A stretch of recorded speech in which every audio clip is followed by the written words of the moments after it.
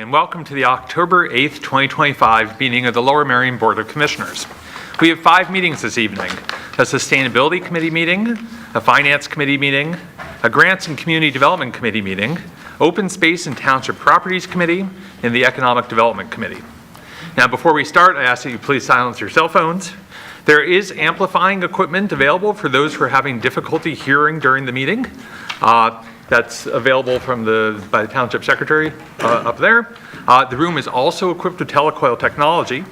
Later, when the room is open for public comment, we will first take public comment from those who are present in the room. We will then turn to those who are attending virtually. If you are in the room, we ask that you use this podium to your left and that you introduce yourself with your name and broadly where in the township you live before you begin your comment. And it is a practice of this board to not respond to any comments until we've heard all the comment, and then we will address them. So with that, we'll get started. The first committee is the Sustainability Committee. I recognize its chair, Commissioner Courtney. Thank you, President Sinai. Good evening. We have one item on the agenda tonight, and that is authorization to advertise an ordinance regarding the regulation of gas-powered leaf blowers. So what we're going to do is hear a presentation from our sustainability manager, Paloma Villa. Then I'll put a motion on the floor.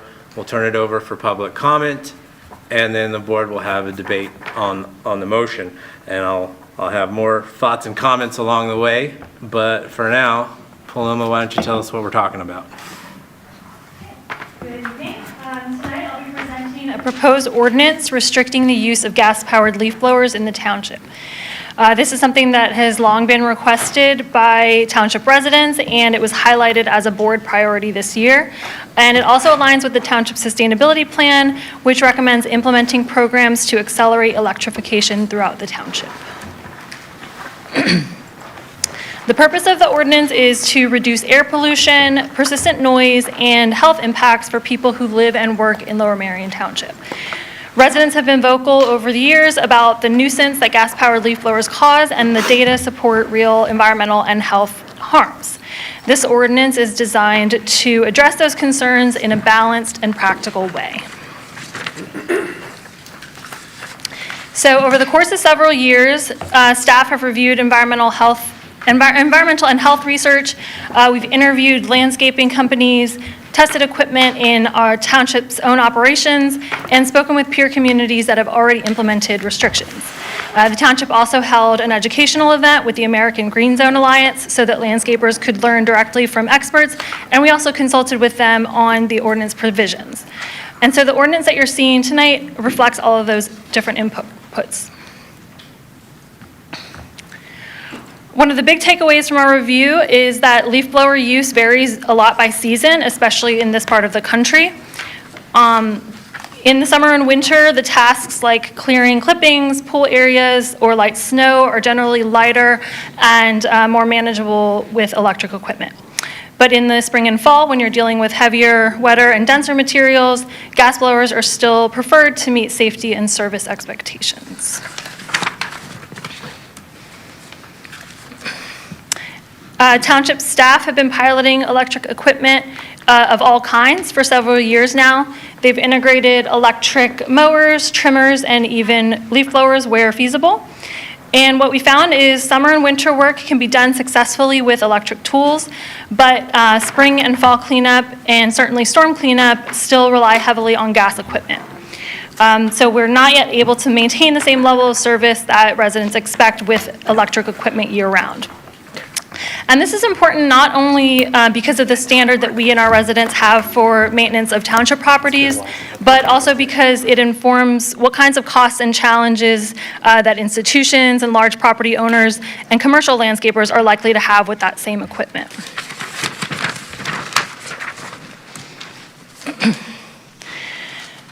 So we had in-depth conversations with other municipalities that have implemented similar or more restrictive regulations as what we're proposing.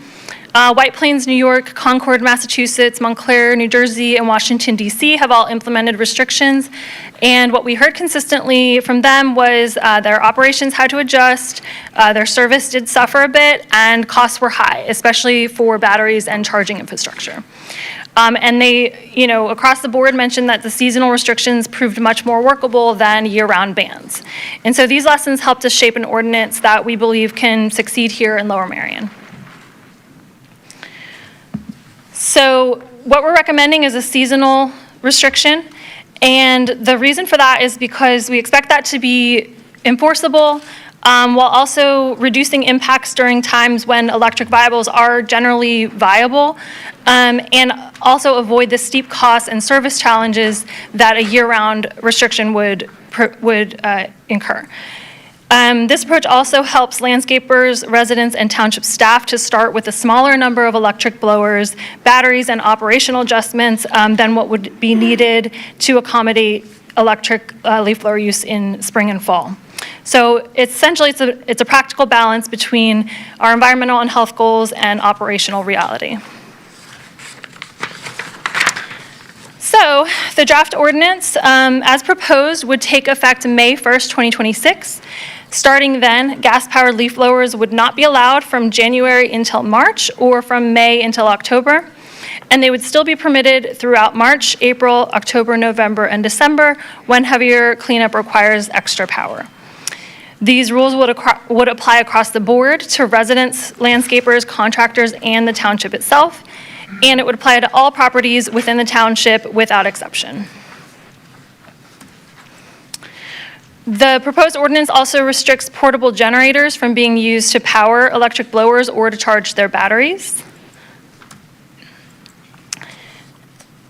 And retailers and resale markets that sell gas blowers would be required to post clear signage about the restrictions for the first 2 years after the ordinance takes effect so that consumers are informed at the point of sale. The township manager would have discretion to suspend restrictions temporarily, for example, after a major storm that brings down trees and branches, so that safety and cleanup needs can be met quickly. Enforcement would primarily be complaint-based, which is consistent with how other municipalities have operated. Penalties would escalate with repeat violations, with $100 for the first offense, $250 for the second, and $600 for the third or more within a year, plus court costs. There are a couple of slight amendments to the ordinance as currently written that are recommended by staff. The first would be to permit use of gas-powered leaf blowers to move snow when snow blowers and electric leaf blowers are not sufficient, so just during and right after a snow event. And the second would be to it's just an administrative change, references to gasoline-powered change to gas-powered, just for consistency throughout the ordinance. And with those adjustments, staff recommend authorizing the advertisement of the proposed ordinance. Thank you, and I welcome any questions. Before I go to public comment, I just want to take the chair's privilege to ask you a couple of questions since it's going to affect the amendment I have to make. I've got like 4 pages of changes here. So with regard to the snow removal, could you talk a little bit about why? I've never actually seen somebody use a leaf blower to do snow removal. Why do we need leaf blowers when we have such things as snow blowers? What we've heard from the landscaping community as well as residents and our own staff is that there's just a couple of instances where maybe a snow blower might be too big for a space, or an electric blower is not powerful enough, or a combination of those two things where they're still expecting to need gas blowers. And it's similar to like sort of the emergency provision where, it's really just needed for a short period of time, and then they can put it back up for the rest of the winter. Okay. And then you and I in the sustainability leadership had discussed an adjustment to the spring schedule. I have an amendment proposed from Commissioner Grimes that we would add June. Do we add June, or do we switch it from March and April? Sorry, we add May. I apologize. Do we switch it from March and April to April and May, or should we be adding May? Is it additive, or should we move it? I think that's up to the board. Moving it would make it the same number of months where it's restricted, versus adding it would, of course, make it, just about equal, the number of months that it spans to the number of months that it's allowed. The justification for adding or shifting is the same, and that's to allow for spring cleanup to occur throughout the month of May. Shifting it would have the added benefit of encouraging spring cleanup to start a bit later, which is shown to be beneficial for pollinators. So. Gotcha. Okay. When I make this motion, I'll make the motion with the shift, and then Commissioner Grimes, if you want to, it has your name on it. That's why I'm talking to you. If you want to add back in March, I'll let you amend my motion. So right now, I want to turn it over to public comment, and then everyone else on the board will have lots of time for debate and questions for Paloma and whomever else. Before I go to public comment, I know there's probably several people who want to speak. Just a few reminders. As you might imagine, there's going to be some changes to the ordinance from what we have advertised in the agenda. In particular, I plan to make a change that will set a phase-out schedule. So don't yell at us yet. There are some of us on the board that intend to have these seasonal bans get removed. And so then I want to remind everyone that we're going to have a 3-minute time limit on public comment. If you're speaking on behalf of a group and you're going to be the only speaker from that group, we'll do 5 minutes. Don't feel like you need to repeat what's already been said. We've gotten lots of emails, and every one of us has read it. We are aware of a lot of this, but everyone will get a chance to speak who wants to speak. So with that, please. Commissioner Courtney, before if I may, you just said at the outset you were going to make the motion. You're right. Public comment. Thank you. I totally didn't do it right. So here we go. Okay. I move that we recommend to the Board of Commissioners authorizing the Township Secretary to advertise notice of intent to adopt an ordinance amending the code of the Township of Lower Merion, Chapter 92, entitled Property Maintenance, to add formatting of the chapter into articles and to add a new Article 3, gas-powered leaf blowers, to provide definitions for terms used to prohibit the use of gas-powered leaf blowers during the period May 1 to October 1 and January 1 to March 1. Actually, let me change that. During the period May 1 to October 1 and January 1, during the period June 1 to October 1 and January 1 to April 1. It takes me a second. Annually.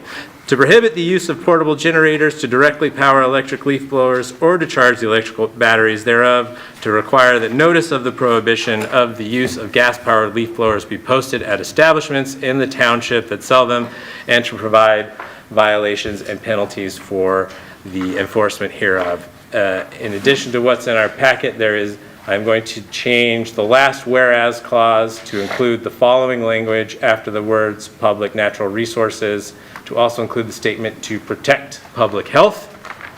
I'm going to change section 92.6A to include a new subsection C to read, these restrictions shall not apply during snowfall and within 24 hours after snow has ceased to fall. Another change this will be a blanket change of the words gasoline-powered leaf blower to gas-powered leaf blower in the sections 92.4 purpose, 92.5 definitions, 92.6 gas-powered leaf blowers, 92.8 emergency suspensions, 92.9 notice of provisions. And then finally, the three-phased approach that I mentioned in my email. In summary, we will start with the fall and spring exceptions. Then phase 2, 2 years after enactment of the ordinance, we will remove the spring exception, so leaf blowers only allowed in the fall. And then phase 3, at 4 years after enactment, no gas-powered leaf blowers. So that will change section 92.6A to include the following language after the first sentence. Beginning January 1, 2028, and for every year thereafter, the use of gasoline-powered leaf blowers shall be prohibited from January 1 to October 1 each year. Beginning January 1, 2030, and for every year thereafter, the use of gasoline-powered leaf blowers shall be prohibited for the entire year. And we will be removing the word seasonal in the last sentence. I hope everyone followed. Do we have a second? Thank you, President Sinai. All right, now back to public comment. Please, sir. State your name and where you live. Can y'all hear me? Yes. Okay. I'm Joaquin, Penn Valley. I come in front of you guys as a high school student, as a nature lover, optimist, and a fellow Lower Merion constituent. I'm here because I love this district enough to want to improve it, and I believe a great place to start is by banning toxic stress machines we call gas leaf blowers. So, as the generation that is bound to inherit this planet, I believe it is imperative we set up a future that is healthy and sustainable. So every day I take my walk home from school, great time to decompress after a long day. I have a beautiful path. Now sadly, I've had to desensitize myself a bit to that classic loud ringing frequency we all know and dislike.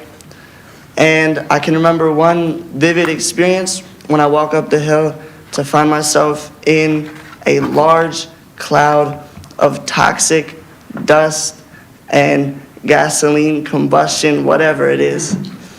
And in this cloud, I have some time to reflect. I look at me, I look at the landscapers who are paid so little, who do so well in making our yards look beautiful, but when every time they go to work, they put their health on the line, their nerves, their hearing, their psychological peace. Our retired seniors who have to hear this day in, day out, and our kids that want to walk home to school in peace. And I think, why do we have to do this? Well, we don't. There's a solution. It's been proven to be cost effective, clean the air. So I believe the time to make change is now. Thank you.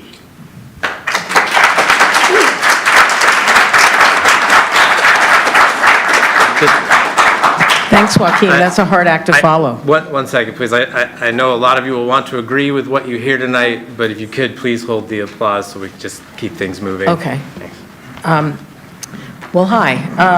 I'm Nancy Winkler and live in Ward 12. And I'm here tonight representing the Environmental Advisory Council. Specifically, I worked as chair of the EAC during the period where we worked so closely with the township and staff, primarily Paloma, in crafting the initiatives that have been included in the township's sustainability plan. And that plan acknowledges and specifically incorporates strategies to meet the township's resolution 2116, which adopts goals for planning for Lower Merion's transition to a carbon-free energy future by 2045. The township's own sustainability plan calls for decarbonization and electrifying all of the township's operations, as well as supporting electrification throughout the entire community. And it makes the plan makes a very important point, which I want to highlight, which is the faster that we decarbonize, the bigger of an impact it has on greenhouse gas the greenhouse gas problem, that because these emissions stay in the atmosphere for so long. So I think that's important. We're always talking about delay here. So every time you hear about a delay, I think just store that away. It's an important point made in the beginning of the sustainability plan. So partly in response to the longstanding community pressure and because of our environmental and human health concerns that have already been raised, the EAC worked for years with the township staff. We had a working group that I was on in part during COVID, and then in 2022, I was tasked to prepare a policy paper that was approved by the EAC in 2023 and was submitted by the EAC to the Board of Commissioners in September of 2023. So that's 2 years ago. The paper's 20 pages long, and it has over 80 references in it.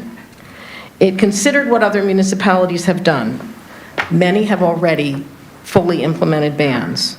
It considered the state of the electric technology, the expected life cycle cost savings, which was not mentioned in the presentation, but you can easily go online and go to the manufacturers of commercial-grade gas-powered leaf blower manufacturers, and they have calculators that help you figure out what the savings is. And I looked at one today that shows $4,000 worth of savings for one crew setup. Now, this is not just for gas-powered, but in a year for one team that might be out. Yes, there's an upfront cost associated with buying new equipment, but it is much cheaper to run, much, much cheaper to run. So we considered all of these things and came forward with a recommendation that also took into account the human health problems and the fact that blasting leaves destroys soils and kills our insect and pollinator populations, which are crucial to our ecosystem. And then, of course, the greenhouse gas emissions. Our proposal from 2023 called for a number of things. One was a complete ban on the use of gas-powered leaf blowers to take effect 2 years after the passage of the ordinance, with the recognition that we do need a period of time for a phase-in. And if the 2-year period immediately following the adoption date, there would be a restriction to seasonal fall and spring cleanup periods. And I'll skip the other recommendations, but they did cover some of the things Paloma raised, particularly a storm cleanup situation and banning the use of portable generators. The EAC met last month, our September meeting. We had the benefit of having seen the proposed legislation, and the EAC voted unanimously to send me tonight to share our perspective.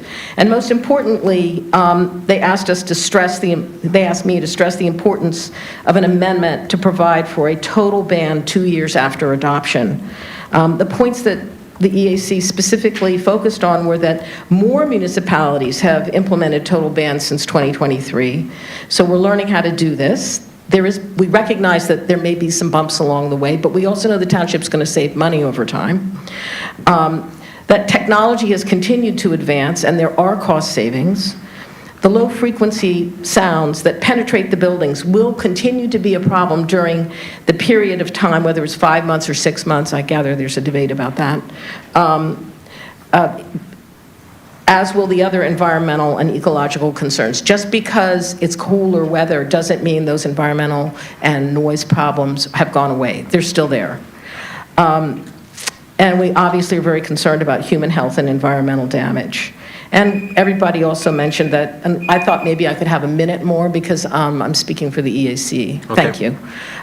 We did find a way to manage leaves before the advent of leaf blowers. I remember that well, and it was acceptable to the community. Finally, the EAC felt that without a total ban that would be known, of a known date, that the issue would continue to be a major public concern, and there would continue to be calls for a full ban, taking up staff time and EAC time, and which time could be used much better for staff to deal with the other roughly 60 other initiatives that are in the sustainability plan. And from a management and efficiency perspective, we felt strongly that there are better uses of staff time than continuing to relitigate this issue. So we want to thank you for all the work that you do to make Lower Merion such a great place to live and to work. And we recognize that there are going to be some challenges and some bumps, but that's just the way it is when we make a change, and that's part of getting to a better place. And here we really believe that a full ban will absolutely improve the quality of life for the vast majority of the people who live in Lower Merion. There's some outlier concerns that have been raised about large institutional properties or very large private properties, but we're talking about the vast majority of the population. This will have an immediate positive impact on their lives. And finally, we really hope you take care to think about this issue for all of us who live here and breathe this air. I'd like to ask the Girl Scouts to come up now. They actually came to the EAC last year and gave a presentation to the EAC about their concerns on air quality in Lower Merion. And we researched their specific concerns, which had to do with wanting an anti-idling ordinance, but found out that that wasn't something that was within the legal powers of the township, but they remain concerned to know what they might be able to speak about where the township could make a difference. And so we let them know about this event tonight. Thank you.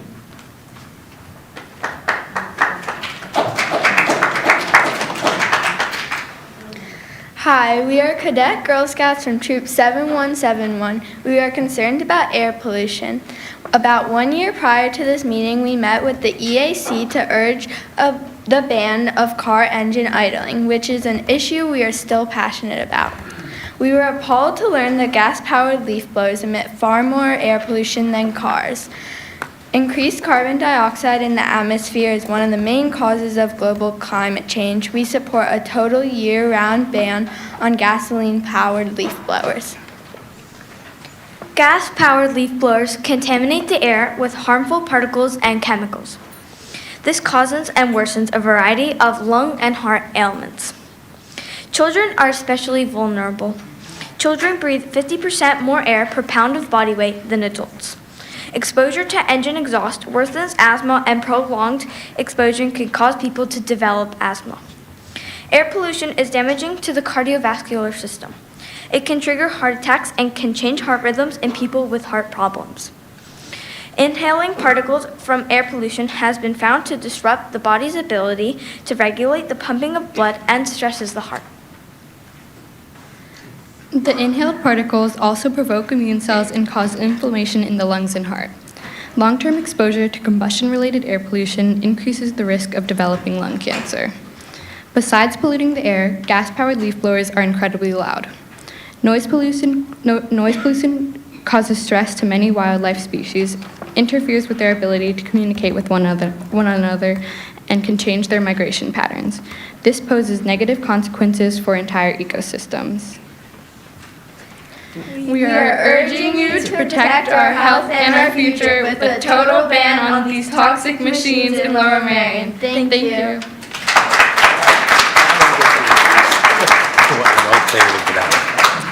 Well, that's a hard act to follow. Hi, I'm Dr. Gail Herron, professor of OBGYN at the Lewis Katz School of Medicine at Temple University. I've lived in Merion for the past 53 years, and I want to thank you for the opportunity to speak on an important topic. Some of what I'm going to say is kind of a repeat of what's been said. I'm going to be quick, though. Gas-powered lawn blowers, GLBs, are a major source of air pollutants that impact health. GLB combustion engines are extremely low efficiency. 30% of the gas and oil that they use is unburned and released directly to the atmosphere. The California Air Resources Board estimates that operation of the GBL for 1 hour releases emissions equivalent to driving a car for 15 hours or 1,100 miles. GLB emissions include carbon monoxide, formaldehyde, benzene, nitrogen oxides, hydrocarbons, and particulate matter. In addition to impacting respiratory health and increasing asthma risk and severity, these pollutants are associated with numerous health outcomes, including cancer, heart disease, and dementia.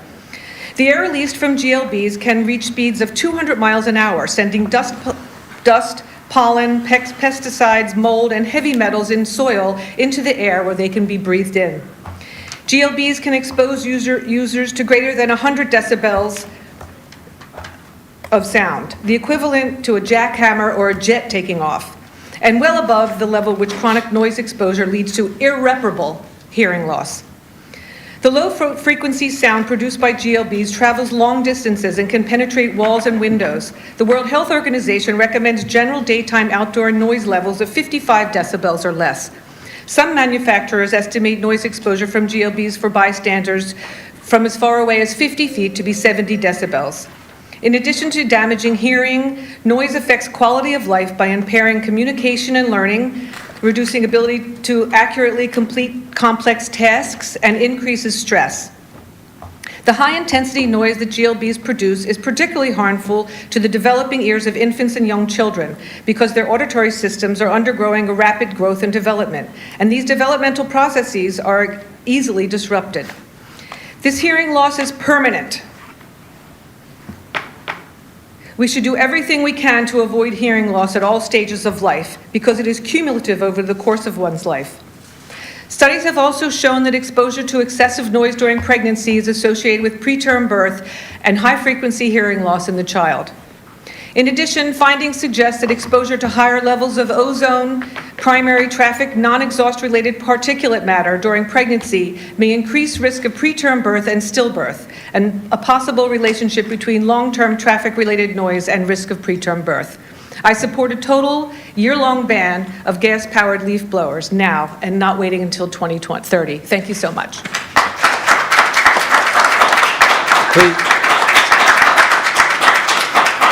Please hold the applause. I'm sorry, I'm going to jump in on the applause as well, if I may. And I know it's tempting to applaud for the causes and the views that you support. There are a couple of reasons that we ask for no applause. One is to keep the meeting moving along, but the other is that there may be people in attendance who do not share your view. And when you applaud for the views that you do support, you actually make it harder to speak up if someone else has a different point of view. And I think one of the values we have as a community is that we want to hear from everyone, no matter what their point of view is, and have them feel welcome in this room. So I appreciate the sentiment, but if you could just not exhibit that, that would be helpful. Thank you. Thank you. My name is Ron Munson, and I'm a newcomer to Marion Station. You can pick up the microphone. Be closer to it. Thank you. You couldn't hear me very well? No. Oh. And on the first one here, closest. Okay. My name again is Ron Munson, and I live in Marion Station, District 12. I'm here to voice my support for myself and on behalf of my family and grandchildren in support of the complete ban from the noisy and polluting gas-powered leaf blowers. But like others have stated, I'm in favor of hastening the conversion to electric equipment. So I would lobby for making the banning ordinance contingent on two amendments. The first being a year-round ban to begin January 1 of 2027, and the second would be during the 2026 phase-out year to allow only the 6-week fall exemption. We really need to move this further more quickly. The phase-out year should allow plenty of time for both residents and commercial entities to purchase electric or battery-powered power equipment. And I don't think the lack of power argument really holds up. I've used electrical equipment myself for the past 5 years with no problems at all, even though it's not on a commercial basis. Toxic air pollutants and excessive noise from gas-powered leaf blowers, as you've heard many times, I'm sure, diminishes everyone's public health and well-being year-round. It's not a seasonal concern.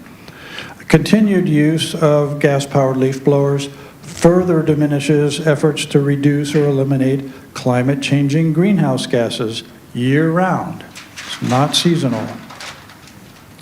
I want to thank all of the Board of Commissioners here and the township staff and all of the people who have conducted the research for their very thorough and thoughtful research in the efforts to enhance the quality of life and to maintain a leadership role in sustaining a healthy environment here in our communities.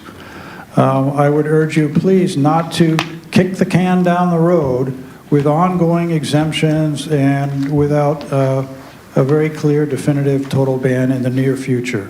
Thank you very much for the opportunity to submit these comments.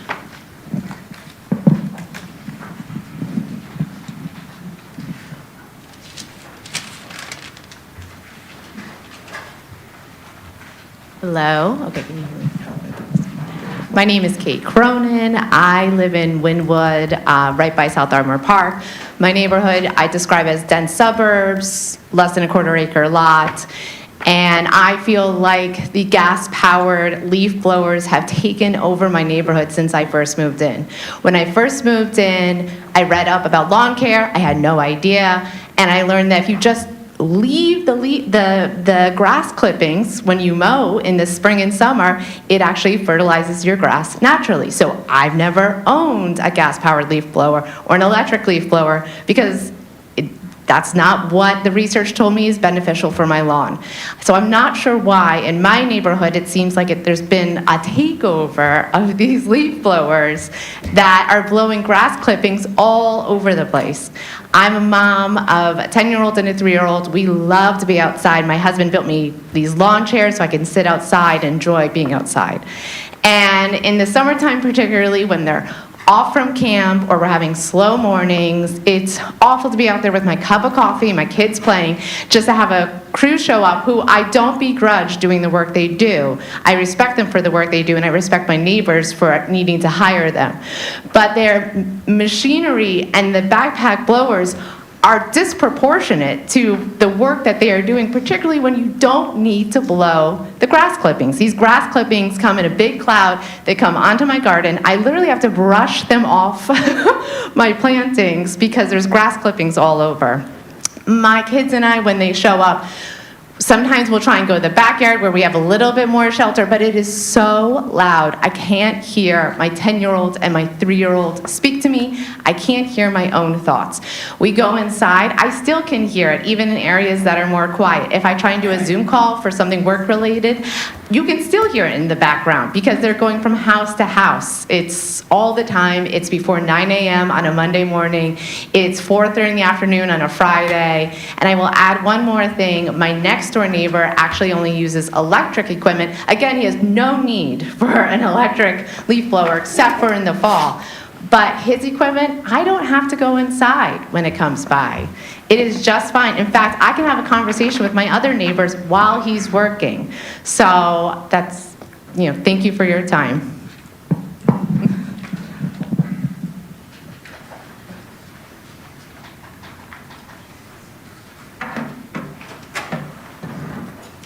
Good evening, President Sinai, Vice President Kramer.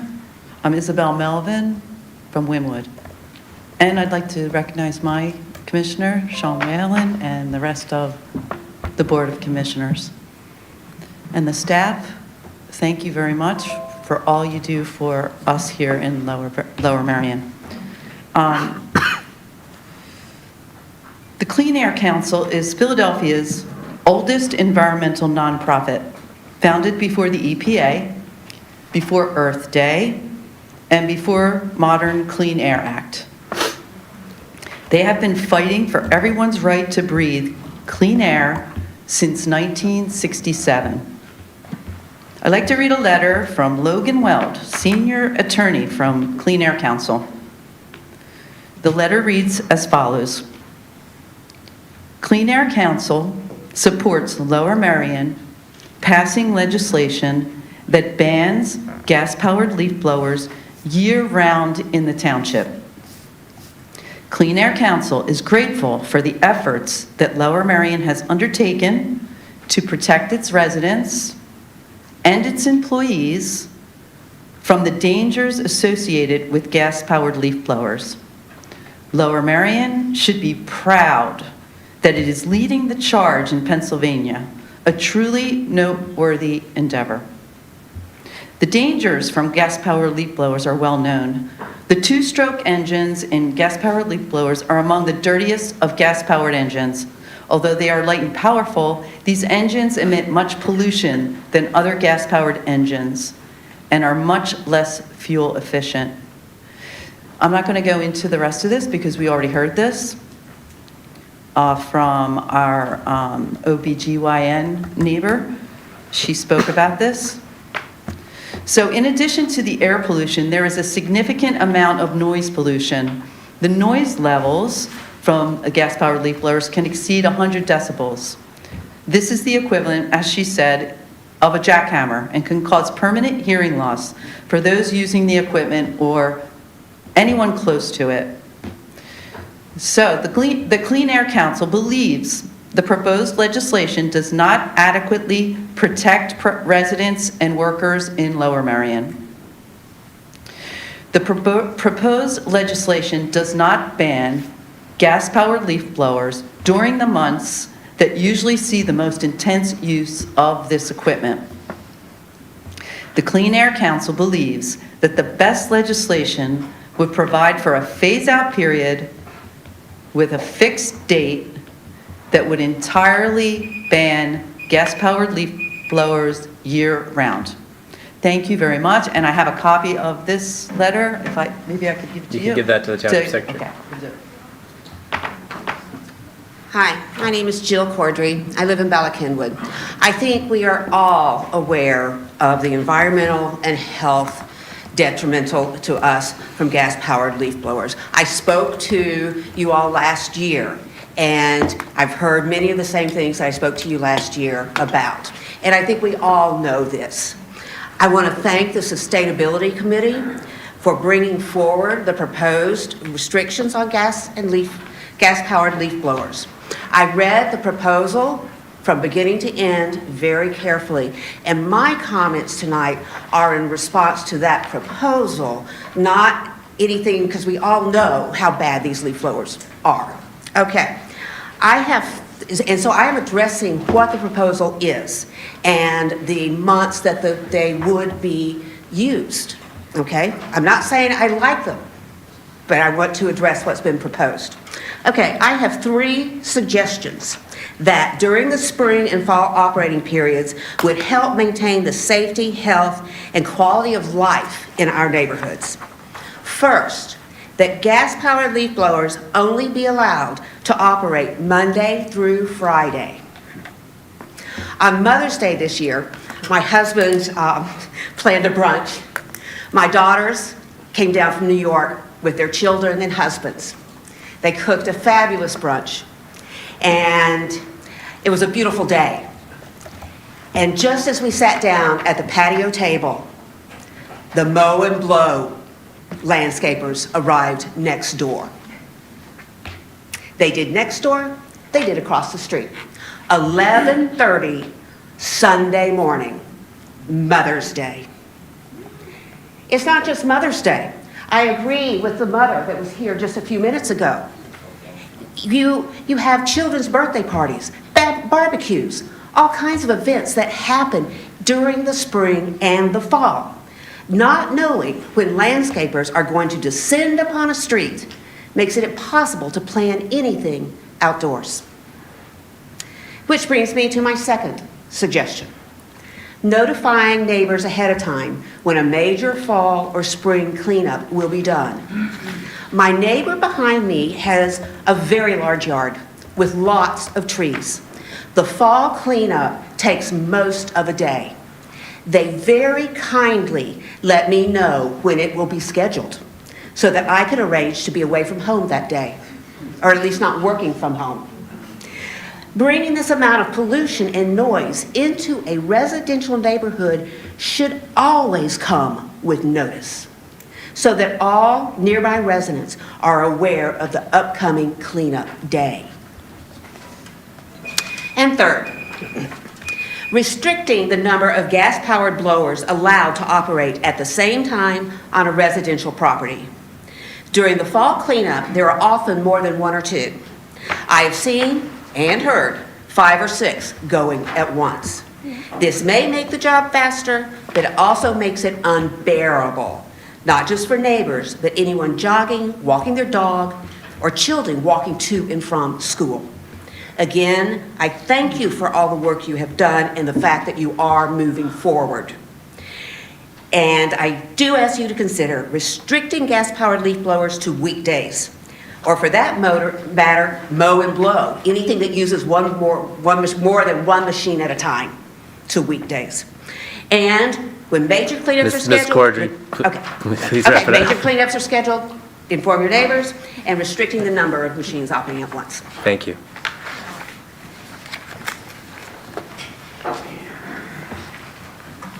Hello to all of you. My name is Paulette Jelinek, and I've lived in Haverford for 48 years.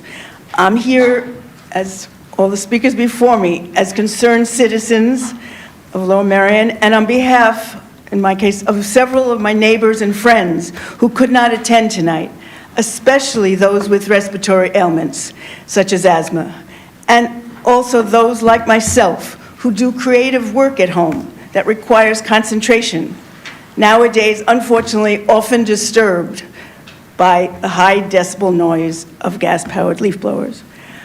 I'd like to focus, though, for a moment on the fact that as of this month, there are 113 year-round bans on gas-powered leaf blower use in U.S. municipalities, with many more on the way.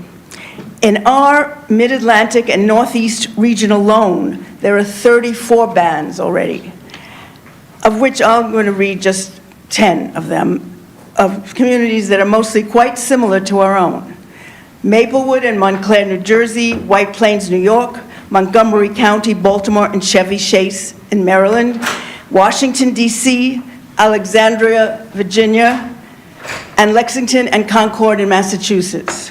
It's hard to understand and accept that our township cannot successfully adopt a full ban on gas-powered leaf blowers if so many communities can. And if they can do it, why can't we? In your briefing, you did not focus on the successes of these communities in prioritizing public health in their achievement of year-round bans.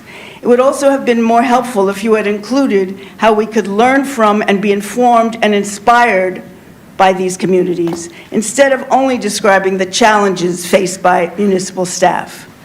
Your responsibility as commissioners is to protect our environment, and in this case, simultaneously to protect public health for everyone in our community, including even the landscape workers who might not live here.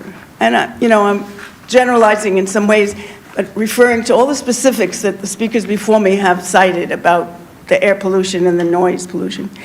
In conclusion, I urge you, as all of the speakers again before me have urged you, to adopt and implement a complete ban on gas-powered leaf blowers as of January 2027, and also to amend the proposed ordinance to limit the use of gas-powered leaf blowers to 6 weeks in the fall of 2026 during the 2026 phase-out transitional period.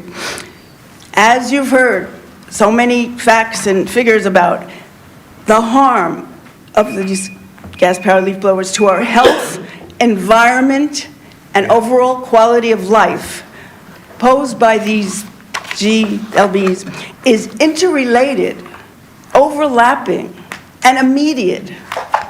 So therefore, I believe we should not delay, as other people have said and cried out for your consideration of, but rather try to reduce and eliminate that harm as much as we can and as soon as possible. Thank you.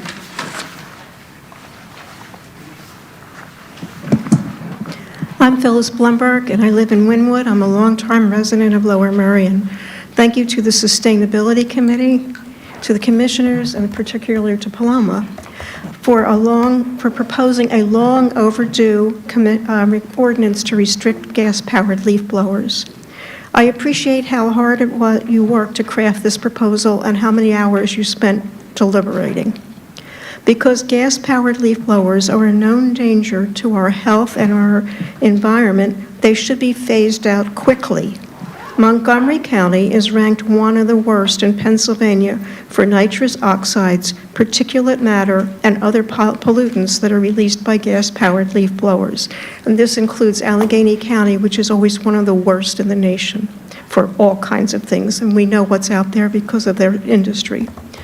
These poisonous gases that are known to harm humans and animals, causing such illnesses as heart, cancer, and lung disease, cognitive impairments, and hearing loss. I myself have experienced significant hearing loss in the past couple of years. Can't say it's entirely due to this, but I think it's part of it. I also have trouble breathing whenever there's a gas-powered leaf blower anywhere within about a block radius of where I am. I am asking for 2 amendments to the proposal to better protect our public health. 1, during 2026 only, which it should be called a phase-out year, gas-powered leaf blowers can only be used for 6 weeks, starting October 15th and going until the end of November, when there are the most leaves on the ground. The ban would be good for the rest of the year, for all of 2026. And this would serve as a phase-out period during which people would still be permitted to use them in the fall, but allowing for preparation for a complete ban in the following year. And this, I think, is a fair way of getting people used to it. Number 2, as of January 1st, 2027, the start date should be for a full-year leaf blower ban, gas-powered leaf blower ban. These amendments are consistent with what other equally tree-covered municipalities have done. As you have heard, there are lots of others. We are not the pioneers on this, so we need to get it done. Thank you.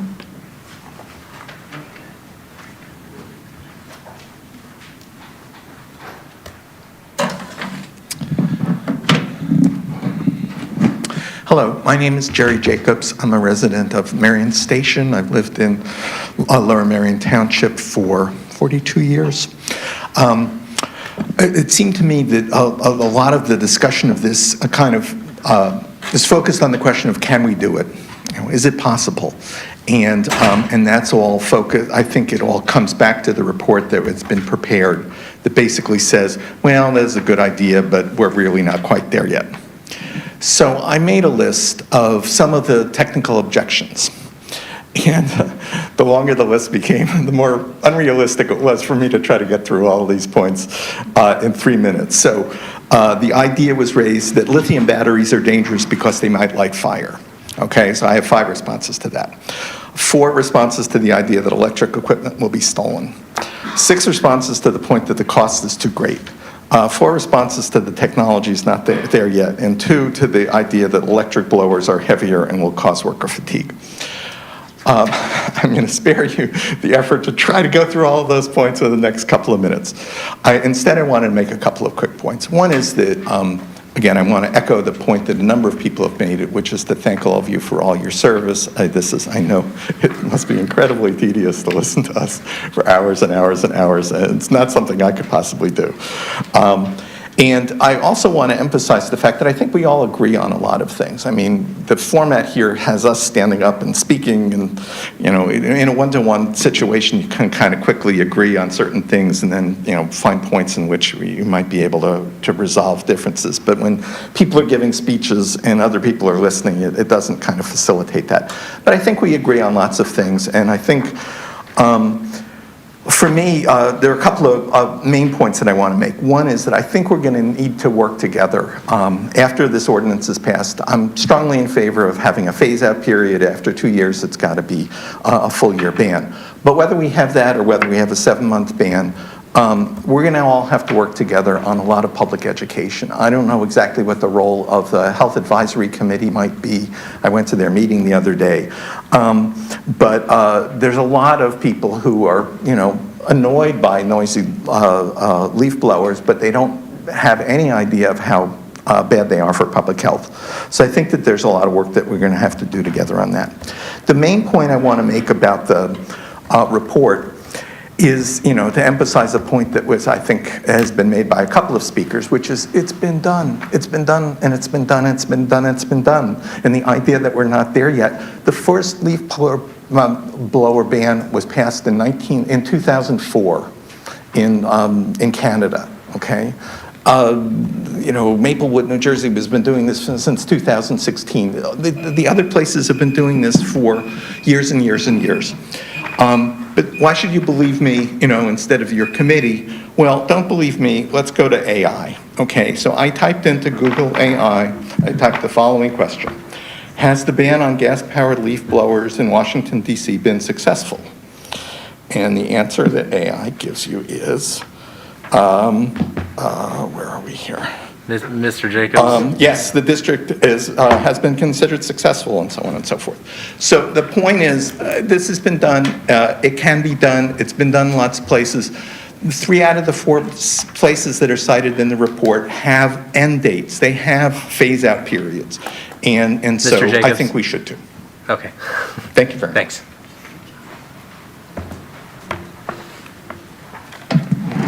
Good evening. My name is Jason Landau Goodman from Bala Cynwyd. I'm an environmental attorney. And I'm here in my personal capacity. I've formerly worked in air quality for a governmental agency. This is such important move that you're considering making, so I just want to be short and sweet. Thank you to the staff, to the commissioners involved with this. Thank you for listening to your constituents and advancing the strongest version possible. And yeah, I think that's it. Thank you.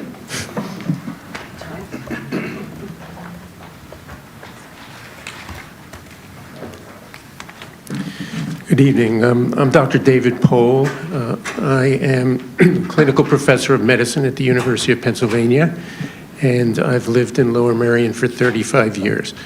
I appreciate the opportunity to speak with you. A lot of what I was going to say would be redundant from the very articulate presentations that preceded me. I just wanted to share that it is my opinion that we're living in the midst of a dire healthcare crisis in Lower Merion now. And this is caused by these gas-powered leaf blowers. As you know, we've heard that cause cancer, heart attacks, strokes, lung disease, hearing loss, cognitive deficits. And inherent in your consideration of a ban of gas-powered leaf blowers is a recognition of their extraordinary health risks. So thank you for your recognition of that and going forward with some ordinance. Unfortunately, these healthcare risks disproportionately affect our children, our elderly, the workers that do the work for us, and our pets. And it is important to understand that these risks are present in full force whenever gas-powered leaf blowers are used.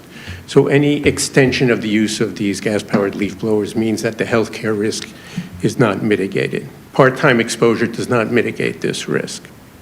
So as an example, when we finally established that secondhand smoke caused lung cancer, we didn't prohibit smoking in public buildings on Monday, Wednesday, and Friday. We prohibited smoking all of the time, thereby mitigating the risk.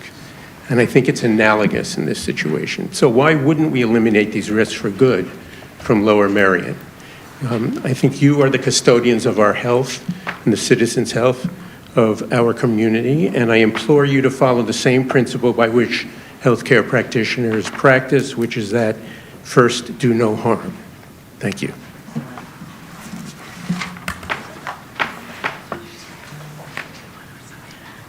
Hi, I'm Diane Blum from Bala Cynwyd, and I actually want to just piggyback on that because I did want to talk about health. I support a year-round, as soon as possible, ban on gas-powered leaf blowers.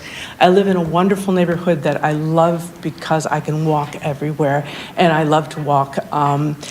And during the fall and spring, it's often just too noisy and too smelly to take a walk in my neighborhood or find a route that I can take to get where I'm going without having to go through the clouds of pollution. But that's been especially more difficult in the last couple of years because I now have chronic migraine. And so now, and I don't know if you know anything about migraine, and I hope you don't, because you don't want to have lots of personal experience with migraine. But the first thing that any practitioner will tell you when you have migraine is to make a diary, clock when your migraines happen, and then try to find triggers. What are your personal triggers? Because everybody is a little different. And they give you lists of things that trigger many people to look for. And the lists overlap, but they all include many of the same things. This one from the NIH gives you a list of 12 things. One of them is strong smells or fumes. Another one is loud or sudden noises. For me, loud noises definitely trigger migraine. And I know that I'm not alone in this. It's one of the things on the list of common triggers. So just a couple days ago, I was picking up my granddaughter to take her to the library and put her in the car. And I got her from her house. And as I was going to the car, the leaf blowers next door start up. And I was unprepared. I usually have earplugs when I'm outside. Unprepared for this because I wasn't expecting it. Putting her in the car as quickly as I can, but she's a baby and I'm a grandma and it takes some time. Anyway, by the time I got her in the car on the way to the library, I already had an aura, which means that my migraine is starting. And this happens to me. Loud noises trigger migraines. Is this tragedy? No, it's awfully inconvenient for me. But in the context of this being a real health problem, I just wanted to put a face and a personal story on how this is affecting me and other migraine sufferers, for sure. Thanks.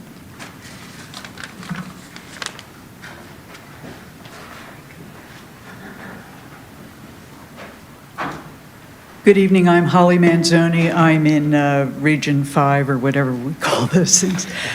First of all, I'd like to commend you on the quality of the writing of the ordinance. I thought you were very thorough and thoughtful in trying to balance everything and make this work for everybody. But I think in doing so, what it comes down to is the health issues that a number of people have spoken about tonight versus the logistical issues of how to get this in place right away. And realistically, I think that logistical issues pretty much come down to money. Anything that needs to be done, if you pay enough to buy more batteries or whatever it has to be, you can solve that with money. Health issues you don't play with. I mean, we're talking about some permanent damage that happens to people, and I think as you're trying to solve this problem, weighing money versus our health, I think there's no question we have to put the health as the top priority right now. So I'm hoping that Lower Merion, the wonderful township that we are, can be added to that list of successful municipalities who have banned the gas-powered leaf blowers. And rather than kicking it down the road or whatever, let's pull the Band-Aid off quickly. Let's just do it now and go for a full ban now. Thank you.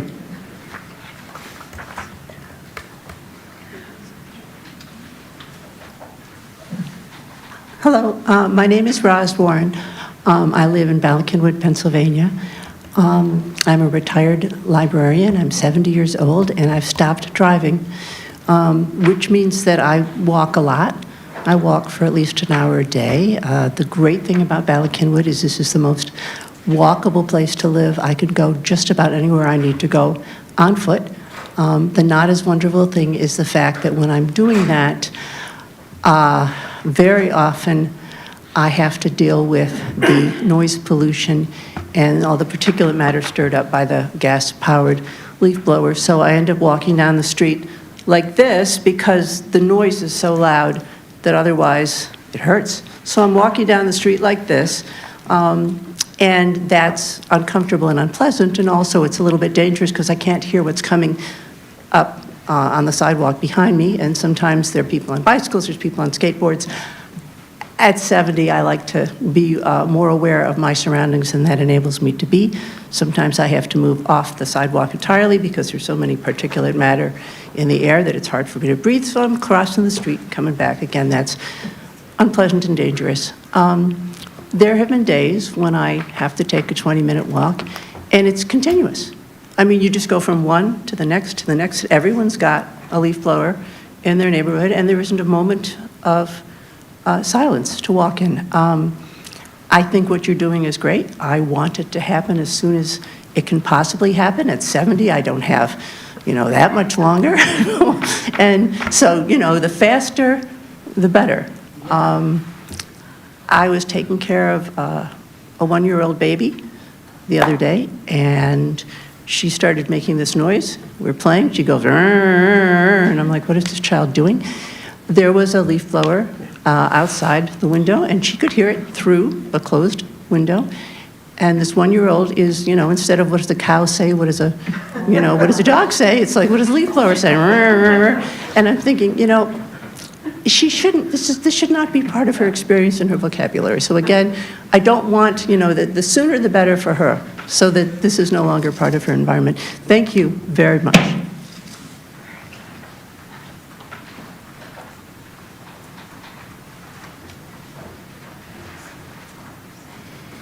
Hello, everyone. I'm Julia Newman. I live in Marion Station. I'm here tonight as a parent and representing some friends and neighbors who are also young parents who couldn't make it out tonight at dinner time. I'm also here as the representative of my son who has asthma. And I appreciate all of the work that this committee has done to bring this ordinance together and to bring it up. And I'm here to just urge for a total year-round ban as soon as we can possibly make it happen. I spoke to this group last year and will reiterate that we do everything that we can to protect my son when he's inside our house within the environment that we can control. We moved out of the city in 2019 when he was a baby. We dust every day, we vacuum, we don't have pets, we give him his allergy medicine, we are very careful, and it is so frustrating that the moment that he walks outside, he encounters secondhand exhaust from these machines, and there is nothing that we can do about it. I will note that his primary allergy season is early fall to the first frost. So for our family in particular, a year-round ban is so important. And I will just say that childhood is really short. My son will be 14 in 2030. And after hearing everything that all of the medical professionals especially have said tonight, I mean, just thinking about the damage to that kid's lungs for the next 4 years is really hard to take. So I appreciate all of the work that everyone in this room is doing to move this along as quickly as possible. So thank you.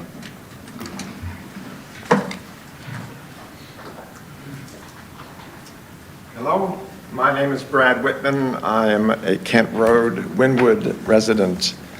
I have a few things to say, the first of which I ask Paloma Villa to give my detailed memo of April 2024 put it into the record of this case, because I researched in great detail, it is my field, environmental law and science, the health impacts, and this is an extremely dangerous and ill-advised action for this commission to take.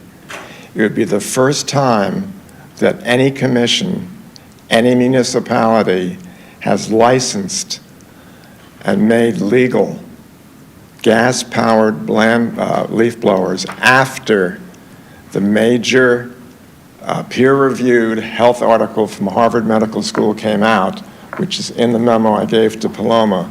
That Harvard Medical School peer-reviewed journal is 14 pages long. It goes through a host of adverse health effects, most importantly on elderly people.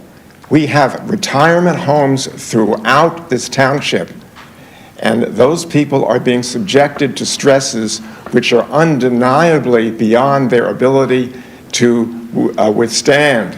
It is absolutely outrageous that this body would consider a 2-year extension of this ban for absolutely no reason whatsoever.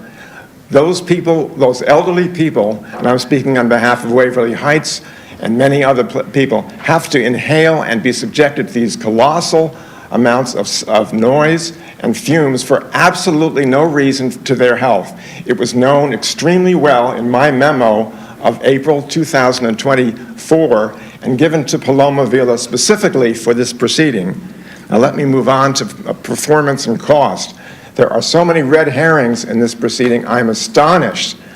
When I came back from my vacation, my entire lot was filled with invasive species of all descriptions that I needed desperately a landscaper. I was very fortunate in finding Leo. Leo came and he said, I can't do it without a leaf blower. And I say, why don't we coordinate on this? I'll buy the zero-emission leaf blower and you use it. He's been there using it. And I will tell you that we've done it 4 times, and the only thing about it that he's had trouble with was the most important feature of the zero-emission blower, the most important feature. There is a variable speed trigger on this. It is not on the gas-powered leaf blower. When you pick up that instrument and you pull it down, you are getting a 250-mile-an-hour Hurricane 5 force wind going straight down to the ground and bouncing up into the air, a huge cloud of dust and allergens. The variable speed on these blowers gives you between, in the blower that I built, between 273 cubic feet per minute to 650. And you can do it from 273 to 600, to 800, to whatever amount you want. When you see the leaves on the ground, you don't need that massive amount of blowing. What it's doing is taking all the bad stuff and putting it up into the air. When my leaf blower Leo comes in, he lowers it down. Can you do that with a backpack? Never. A handheld leaf blower goes down here and it pushes the leaves sideways into a clump. That's the whole purpose of it. You don't need the 600 or 800 CFM. I researched thoroughly before I bought the blower. I said, well, what about the cost of this thing? I keep hearing about cost and performance. And I went to the leaf blower guide. Mr. Whitman. Am I over? Yes, sir. Well, I'll give it to you. One more sentence. I think we've gotten your memo, or Paloma can send it to us. Well, this is not in the record, so I'll give it to her. Thank you. I did say I was speaking on behalf of Waverly Heights. That doesn't give me any credit. 2 parents up over there sucking in this stuff.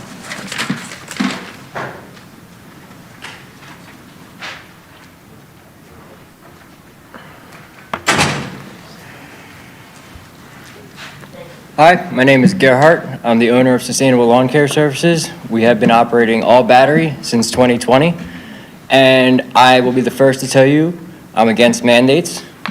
From the economic picture, they're way more expensive. What you don't realize is that all the batteries, all the companies, they want to push all these batteries on you, but they really don't last very long. I can tell you we have thousands of dollars of paperweights at this point, just sitting around, nowhere to really recycle them, nothing to really do with them. When there's really just one cell bad and there's no company that will fix them because there's massive liability on it. I can also tell you that to be able to run a one-man mowing crew, we've spent $6,000 on an on-the-go charging system. And while that's fantastic, that doesn't get you a piece of equipment. And the equipment is nowhere near as powerful as what it needs to be for the massive lawns that are in Lower Merion. We do lawn treatments, so we do operate on some very large lawns. I think that if there were to be a transition, it would take massive, massive, massive education. Personally, I don't believe that leaves even have to leave a property. I mean, they fall from tree to biodegrade and feed that tree the exact nutrients it needs to grow. The fact that we're all scared of leaves is beyond me. But from a purely financial point, you're going to destroy small companies, small businesses enforcing this. And then you're going to make a higher cost barrier to entry for others. I mean, think about high school kids.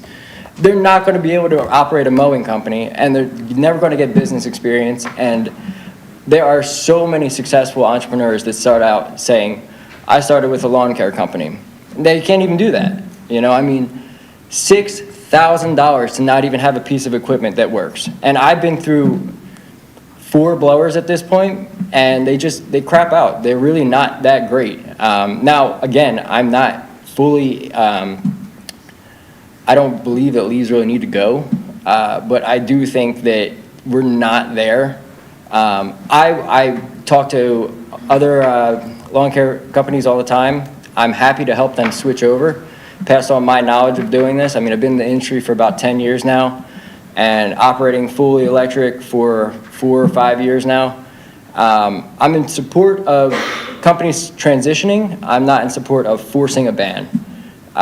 Just the pure economics. Also, we got to realize they're not as strong. So it's going to take longer to do the job. What do we sell? Time. So then it costs more for the services to happen. And a large company, 10, 15, 20 crews, extra time, they're going to need way more equipment. So that's what I have to say about that.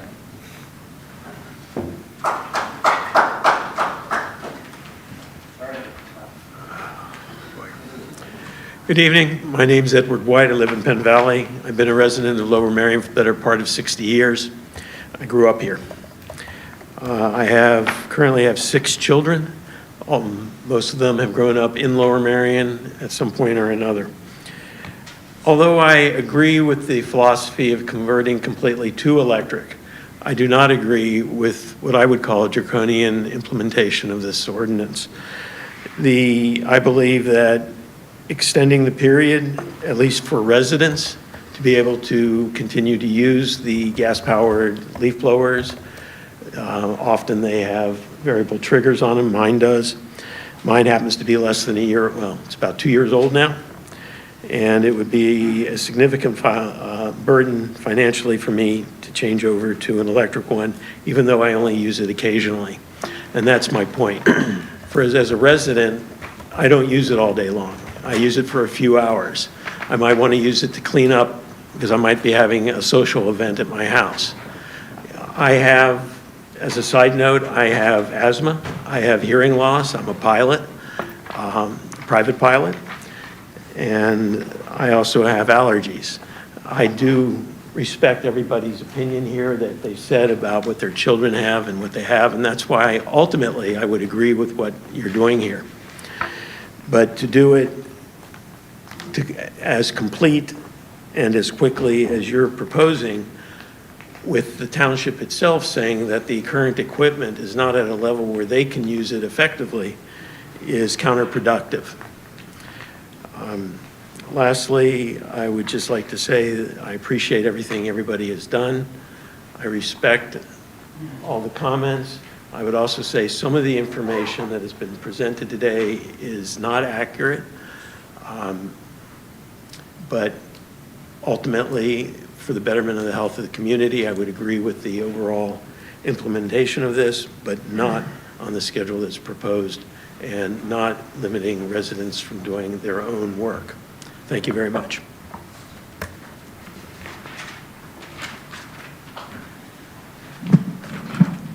Hi, I'm Michelle Detweiler. I live in Penn Valley, and I'm an ecological landscape designer in the landscape industry. Fortunately, for my planting projects, landscape crews don't need to use gas-powered blowers, but I do experience them 4 to 5 days a week, probably because I work outside all the time locally, and they're on neighboring properties. So deeply polluted air and noise traverses property lines. I often cannot hear my clients to talk to them or breathe when I'm outside with them. So I'm really relieved and grateful to the township for discussing this issue, and I appreciate the proposed amendment very much for phasing them out completely. I hope that we don't have to wait until 2030, but Eliminating them in spring and fall is really important because that's when they're most used and therefore most polluting. Hydrocarbons and nitrogen oxides from blowers increase the lifetime risk of cancer, damage lung tissue, and contribute to smog, the reason we introduced catalytic converters in cars. These aerosolized chemicals infringe on the right of clean air of neighbors who are not using the equipment. And the deafening noise levels would not be allowed by our noise ordinance except that landscaping equipment is so far exempt. Making a switch to electric year-round would protect workers in the landscape industry, but also township staff who are at most risk of losing hearing and damaging their lungs. Montgomery County has the worst air pollution in the state. I often wonder why, as a well-educated community, we're voluntarily polluting ourselves like this. Why are we using equipment that generates CO2, the main global pollutant contributing to climate change? We know better. Because of the dangerous particulate matter created by all blowers, which damages fragile air sacs in the lungs, we should use this transition as an opportunity to shift attitudes towards their use in the first place. We're removing too many leaves from our landscapes, which is breaking the carbon cycle. It's taking food away from our trees, compacting soils, preventing them from slowing and filtering stormwater, and destroying insect communities like fireflies who need leaf cover to survive. We could reduce blowing and leaf pickup by 90% or more if we return natural processes to large areas and private landscapes. Please provide Parks and Rec with the budget they need to buy new equipment soon. Some landscaping companies have been running all electric for 5 years. Maplewood, New Jersey has 80 landscapers signed up to use only electric blowers. It's been very successful for them for 2 years. Current electric blower technology is already second generation. Mobile charging trailers make long running times possible, and studies show that the cost of investment in batteries and blowers, despite what we just heard recently with the newest equipment, will be recouped in future years due to avoided fuel and maintenance costs. This means that despite the upfront cost, this will likely save the township, landscapers, and homeowners money in the long run while improving the quality of life for residents and workers. So I thank township staff and landscapers who are already troubleshooting a shift in technology, which can feel hard at first. Embracing a stronger policy shows that we care about each other, our trees, our shared environment, and that we can act on new information to improve the quality of life. Thank you.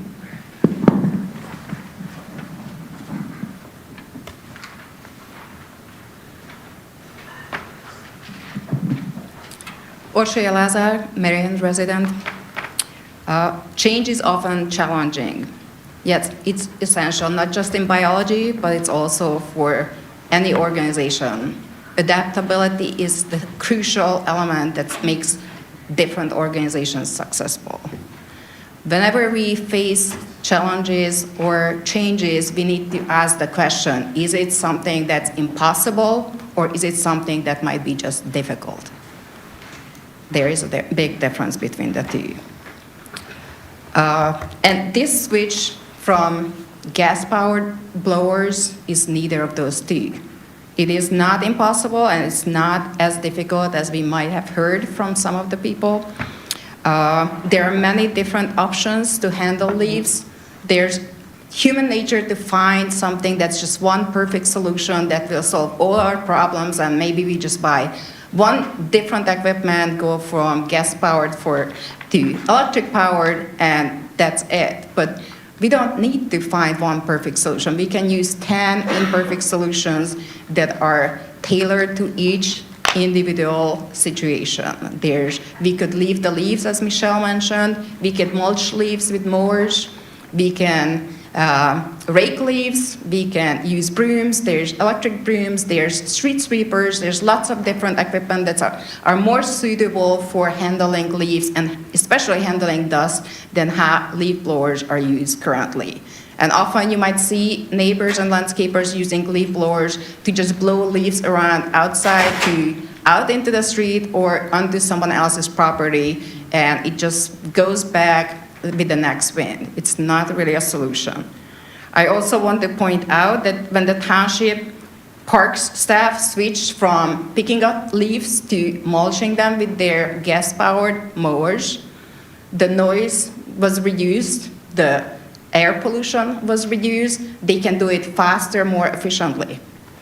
And if we're encouraging residents to learn about different options for handling leaves, there will be fewer leaves bags put out by the curb, the township will have to have less time spent on picking up those leaf bags. So it could be a saving on the township's end. I would also say that Pennsylvania Constitution says that people have the right to clean air, pure water, and the preservation of the natural, scenic, historic, and aesthetic values of the environment. You were elected to represent us, not landscapers. Now that you heard all the different impacts of the gas-powered leaf blowers, I would ask you to, now that you know better, please do better. Be the leader.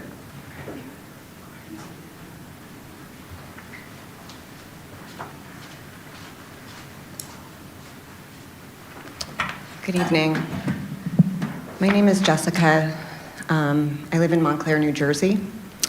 You might wonder why I'm here tonight. First, I'm here because it worked out really well because Pennsylvania is my mother's ancestral land, and I have a cousin who lives nearby, so I was visiting with her, and I learned about this meeting, and I was able to attend in person. The reason I'm here is because I come from the future. I come from the future where our elected leaders, 2 years ago, after a resident-led campaign based on public health, won the day, the months, the years, and the public health of our community is stronger for it. The public health of the landscaping employees is stronger, and the public health of the municipal staff is stronger. I hope I might have a little bit of extra time if it's okay, because I had spoken to Ms. Vila a couple weeks ago, because when I read about my own town in your briefing, there is misinformation in it, and I called her to correct it, and I don't know if the correct version has been issued yet, but I certainly hope it will be. It says here that let's see, several schools, institutions, and county parks in Montclair are exempt.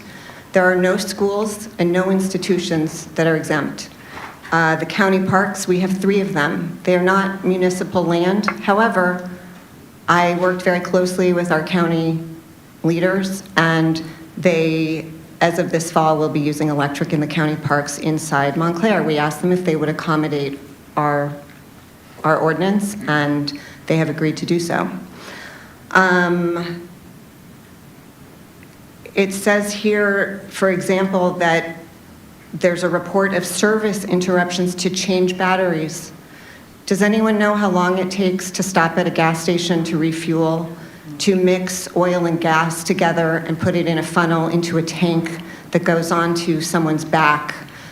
Do you know that the reason why people are working to get rid of gas-powered leaf blowers is because 30% of that fuel comes out of the machine unburned? That's the 2-stroke engine. That's why it's so loud and so polluting. 30% comes out, PM 2.5, in your environment. This briefing seems to have talked to the speakers tonight have been amazing. There's so much I don't even need to say. It's in this room for you. You've already heard it. In this, your ordinance described the nuisance of air pollution and noise generated by gas-powered leaf blowers. It's not a nuisance. It's a danger. Hearing loss, emphysema, elevated risks of cancer, respiratory illness. These are not nuisances, they are realities. Mount Sinai, Icahn School of Health, they have a dedicated webpage to gas leaf blowers. It's the only machine on the site, I believe. Gas leaf blowers are health hazards. Ma'am, please. Okay? I urge you to move quickly. Montclair, Maplewood, Washington, D.C., Larchmont, New York, Irvington, New York, White Plains, New York, Evanston, Illinois. We have accomplished this. We have a lot of resources to share with you, with your landscapers. This is possible. We're going into our 3rd fall without them, and our town is safer, including our municipal staff. Your municipal staff should be issued N95s this fall to work with when they have that machine on their backs. I highly encourage it. I'm going to leave you with one last thing. Francis Perkins, President Franklin Roosevelt's Secretary of Labor, said, "A government should aim to give all the people under its jurisdiction the best possible life. On measure, the gas leaf blower is the worst possible machine allowed to operate across one's jurisdiction. If you serve industry, you may disagree.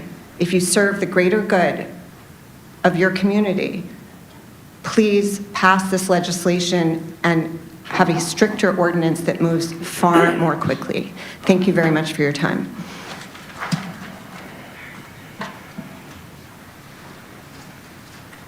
My name is Hallie Friedman. I live in Marion. I've lived here for more than 40 years.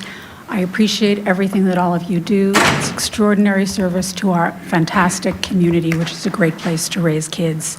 And I appreciate that you had a sustainability pledge or plan. And part of what I understand from that plan is that you want to, amongst many other wonderful things, advance social equity. And I would like to speak on behalf, not of the landscape owners, but the employees, who are not always people of color, but often people of color. Not always immigrants, but often. Often people for whom English is not a first language. These are people who are vulnerable. They may not be tax-paying residents of our community, but they work here and we depend on them. And I think it is part of a social equity compact, which you yourselves spent a year developing to protect these people. Frontline landscape workers suffer hearing loss, dangers from handling the oil and gas, harms from breathing the toxic fumes, hand and arm vibration syndrome, which we residents don't experience, only the landscape first-line workers do, vibration white finger syndrome, which I don't even know what that is because, of course, I'm not a landscaper, and carpal tunnel syndrome from the use of these gas-powered leaf blowers. I also find it, as a resident, extremely difficult to swallow that our neighboring communities, not California where they have palm trees, but Maplewood, New Jersey, Montclair, New Jersey, Montgomery County, Maryland, they're just like us. They have the same tree canopy, the same climate, the same geography. How can their township employees and their private landscapers do this year-round? It doesn't make any sense that we are not able to do this. If they are able to do this, we should be able to do this. We are a wealthy and we're a progressive community, but now we are behind the curve. This weekend, USA Today had an article entitled, "Bans on this landscaping tool continue to spread across the U.S." And it's spreading everywhere, from coast to coast, with one exception, and that is Texas. Texas is trying to go in the opposite direction, and I'm quoting here from USA Today, not from the Progressive, not from The Nation, not from some, left wing. This is USA Today. Texas is, quote, "passing a law prohibiting the outright ban on these devices to protect the oil and gas industries," unquote. That is who we would be siding with. Texas and the gas and oil industries, they make a lot of money from these machines. Cars now have emission standards. These machines don't. You've heard from other people. They're incredibly dangerous. With all due respect to the landscaper, and I appreciate everything that you've said, give me one more moment, please. The Lawn and Landscape magazine, this is a trade magazine. I'm not a landscaper. I know nothing about this. But the senior editor at this magazine, this is not a letter to the editor from one landscaper. This is a senior editor at Lawn and Landscape, had an article that included interviews with many landscapers who were afraid, as our landscapers are, who were concerned, who thought the machines are not as loud, so they're not as powerful. They had many worries and fears, but they found that they should have switched sooner, not just because they recouped their costs, as you've heard from others, within a year or two, but because overall their costs went down. Lower maintenance costs, lower fueling costs, the no-time spent refueling, as you heard, but, and this was a shocker to me, Ms. Friedman. lower liability costs because their frontline workers are not being harmed. I urge you to pass this ban, as other local communities have done, and other parks and recs and public works people have been able to manage a full ban quickly. Thank you.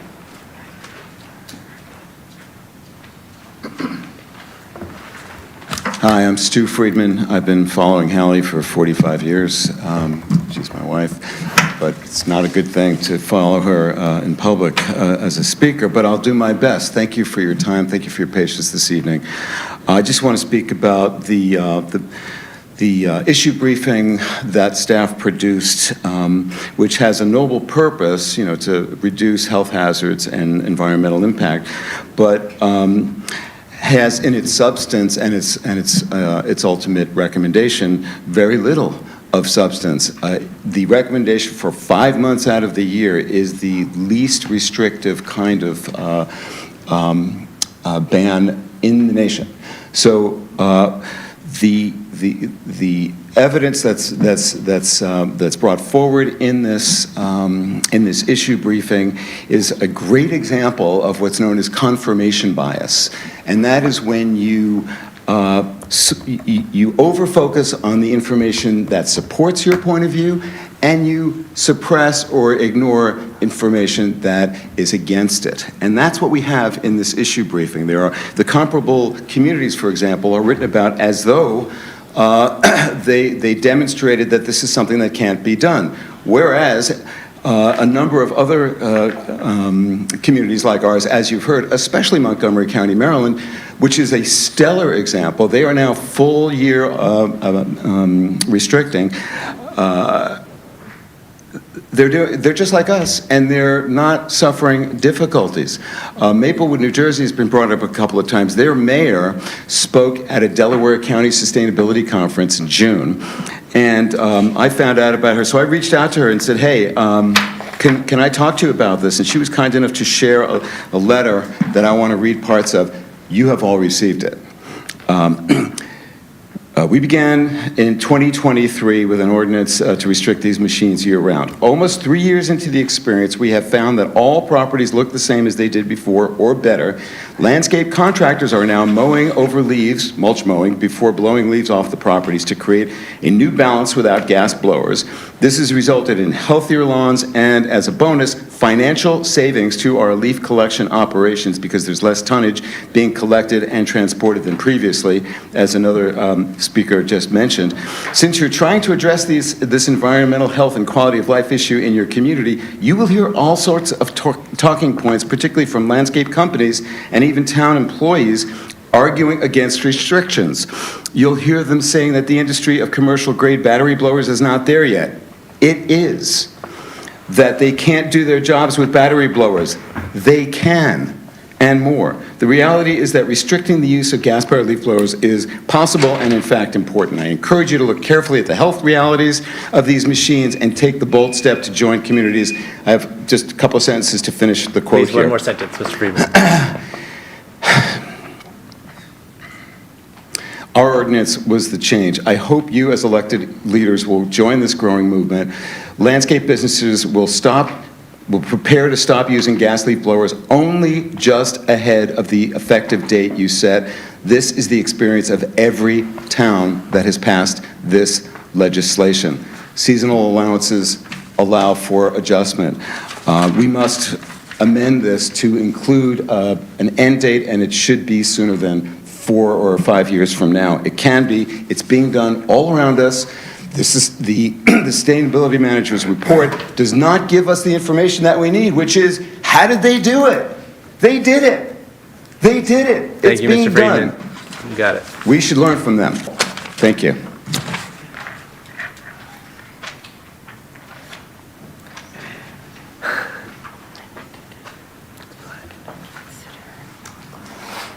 Hello, my name's Joel Nizio. I'm a landscape contractor in Lower Merion Township for the past 38 years. As an owner of All Seasons Maintenance and Design, a local contracting company employing multiple workers, I am... Talk into the Sure. Thanks. Sure. Hold it close. Thanks. As an owner of All Seasons Maintenance and Design, a local contracting company employing multiple workers, I am writing to formally object to the proposed township ban on gas-powered blowers. This proposed regulation raises serious safety, operational, economic concerns for our business and others like it. The proposed ban would not only disrupt existing service contracts, but may violate OSHA's General Duty Clause, which requires employers to provide a workplace free from recognized hazards, mandating exclusive use of battery-powered blowers, each weighing approximately 10 pounds more than comparable gas models, creates increased fatigue, potential health-related injury. These conditions directly conflict with OSHA's workers' safety guidelines. From an operational standpoint, our service contracts are price structured based on time required to perform tasks using gas-powered blowers. Forcing the use of heavier, shorter runtime electric models would significantly slow productivity, increase labor costs, compromise our ability to fulfill existing contracts and agreements. This represents direct interference with established contracts and financial viability of small local businesses. Furthermore, this ordinance imposes an unfunded mandate that unfairly impacts contractors and employees who rely on this equipment to earn a living. It creates unequal treatment by restricting one category of tools while allowing others to produce similar emissions to remain in operation. Given these serious implications, I strongly urge the township to reconsider the proposal and allow a full safety and economic review of the implementation. Recommendations: conduct a OSHA safety review and ban to ensure compliance with federal worker protection standards. Schedule an in-depth review or public meetings with local contractors to examine safety data.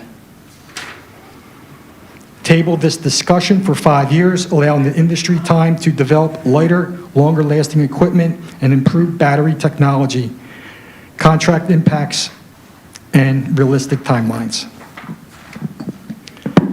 It's cost prohibitive.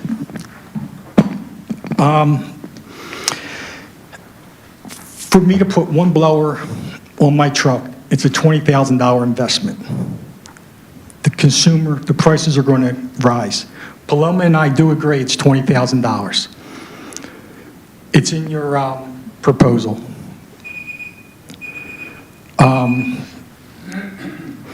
That's the time, sir. Misconception of decibel level.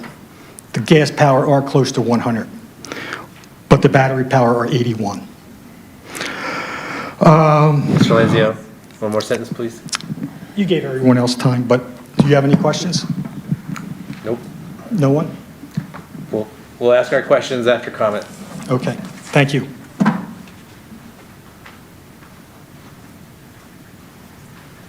Hi, my name is Nick Cronin. My wife spoke earlier. I wanted to address some of the economic concerns, because right now, everybody in this room and everybody in this township is paying a cost in the form of reduced quality of life from noise pollution, from particulate pollution, in the form of increased liability insurance, in the form of increased healthcare costs.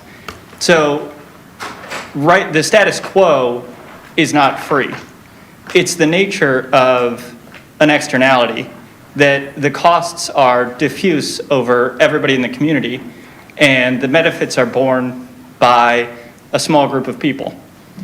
So when that subsidy is taken away, a small group of people is going to be upset.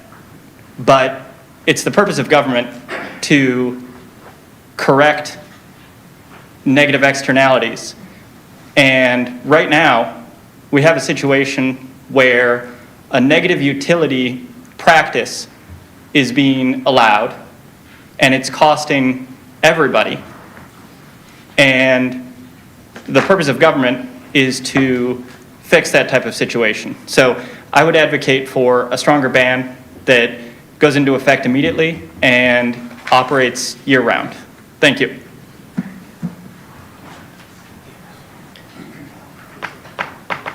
All right, Jody, do we have anyone online?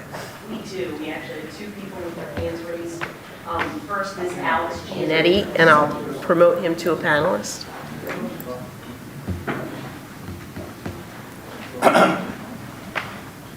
And he should be appearing momentarily. Oh, okay. Mr. Gianetti, there's one more person in the room who wants to speak, and then it'll be your turn. Thank you.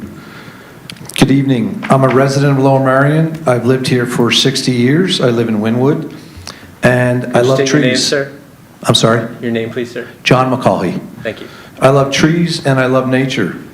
I also do not like noise when I'm home.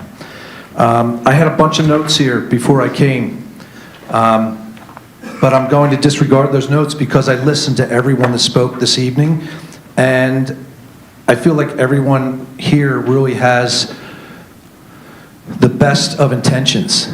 I have a little bit of a different viewpoint because not only have I been a resident in Wynwood for 60 years, but I also own a large landscape company that services Lower Merion, Radnor, Haverford Township, and Chester County. And just as a note, you know, landscapers, we plant lots of trees, we do lots of good things. I don't want people to think that we're just out there, you know, making lots of noise and creating dust and pollution. Let's be clear that things will get better for noise and pollution. It's going to happen. I think it's ultimately going to be best for the residents and for the workers. So I'm for it. Not only will noise be reduced by battery backpack blowers, but soon many mowers, including robotic mowers run by batteries, will reduce noise and pollution. But mandating this too quickly will make life very difficult for small landscape contractors. I own a large landscape contracting company, and I'll do my best to spend significant money to work within the mandates. I may just be fine ultimately, but I am concerned about the smaller companies. The batteries and equipment are very expensive. They don't last long. And what do you do with them when you're done with those batteries? I'd like to know, maybe some of the people here, and I'm not saying this sarcastically, could help educate the landscapers and help us with what we're going to do with all these batteries. I just ask that you allow contractors time to become educated and think about how they can achieve the work in different ways. Landscapers are the most creative people imaginable. They do hardscapes, they do plantings, they do maintenance, they do design. They'll think of ways to reduce whether it's dust or noise, but they need time. And yes, my company, similar to another person that spoke here, we do use mowers to cut, chop, and bag leaves, reducing dust and noise by reducing the need for blowers. So I just ask that everyone here, it seems like everyone's a bit polarized. It's like there's two sides of the room here. You know, one side who's saying, hey, we can't do this, and the other side saying, yes, you can. I just think we have to do this in a sensible way, and we have to work with each other. That would be awfully nice. Thank you.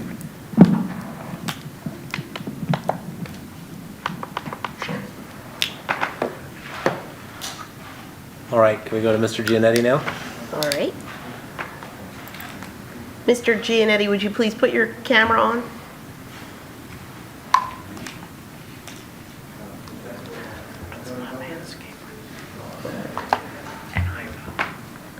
All right, we have an, oh, here we go. There you go. Can you hear me? Yes. Hi, yes.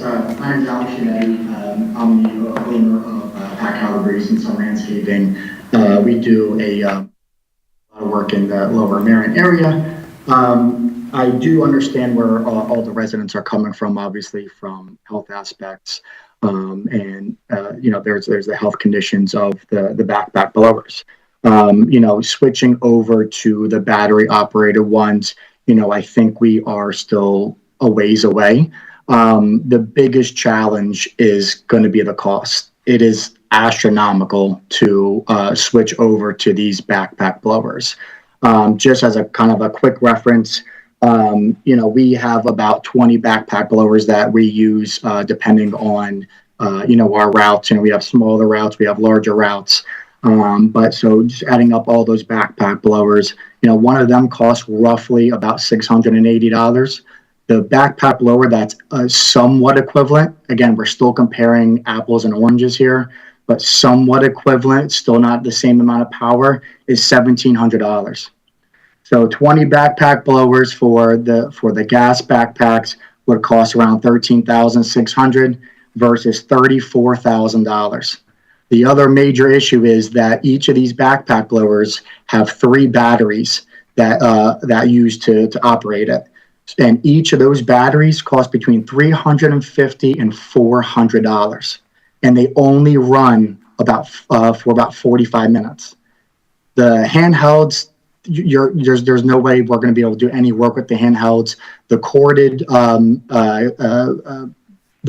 backpacks, or excuse me, the corded handhelds, they wouldn't work either. We can't just have hundreds and hundreds of feet in each of our trailers, and then not being able to use generators to keep them charged would certainly be a very difficult way to try and charge all these.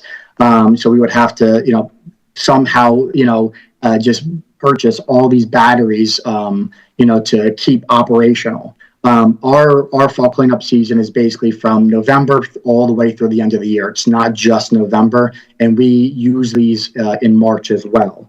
It's really going to be a big economic problem for small companies. The guys, I call them the guys in the pickup trucks, they're not going to be able to do this. And the only way this will work out is if we're not going to be able to endure this cost. We're going to have to pass this on to the customer. As landscape companies, we have very small margins that we work with, and this is just going to blow them out of the waters. I think we're on a direction of eventually getting there. I'm not saying absolutely not. I don't want to switch over to batteries. It's definitely going to be environmentally friendly and better for all the residents in the area. I just don't think we are near the capability of being able to do that right at this moment. If there's battery operated backpack blowers that are lasting 8 hours a day, sign me up, I'll buy them. They do not exist. Right now we're just comparing apples to oranges. And I do understand everyone's health concerns and everything, but from an economic, from a standby from myself, other landscape companies, contractors, it's definitely going to have a large effect that we're not going to have a choice to pass on to the customer. It's just going to be a large issue. That was the timer. Thanks. Yep. Thank you very much. I appreciate it.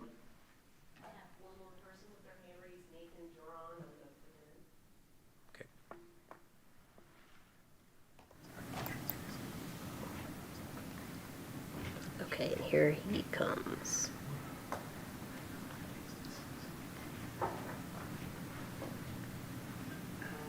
Mr. Doran, could you please turn on your camera?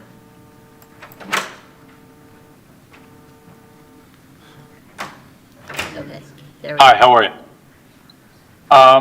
I am Nathan Doran. I'm a resident in Gladwin.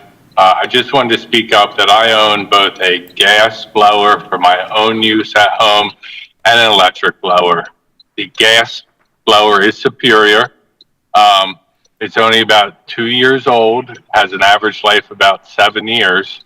As a resident of this town, of this township, I feel I have the right to use something I've purchased until the end of its life. I do agree about the pollution and the noise, but I should be able to use this until 2030 and it be phased out as planned, not this all of a sudden knee-jerk reaction by a couple folks. Thank you. Do we have anyone else? No one else has their hand raised. All right.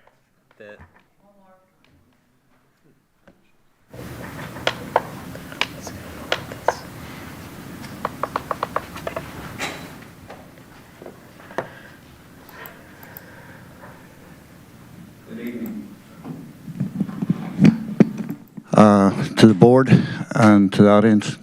My name is Plunket McDermott. I've been landscaping roughly for about 45 years. And I'm not sure of the protocol for this meeting because I only heard about it today at 2 o'clock in a passing conversation with a landscaper. So in reflection to the residents, that I don't know if you passed an email or how the communication was passed through the township for the audience that is here to talk about the ongoing situation. So for all the doctors and people that have been talking, I landscaped, for an example, in 1982, all through Philadelphia Country Club, all around there, cutting 30 lawns. The means of cleaning a front walk was a broom. I had a son born in 1990, and it was explained to me that he had a breathing problem in Abington Hospital. I was sitting there, and I came to this country to play sports. Was always wondering why I was short of breath. So after that, 1990, I was analysed that I had asthma.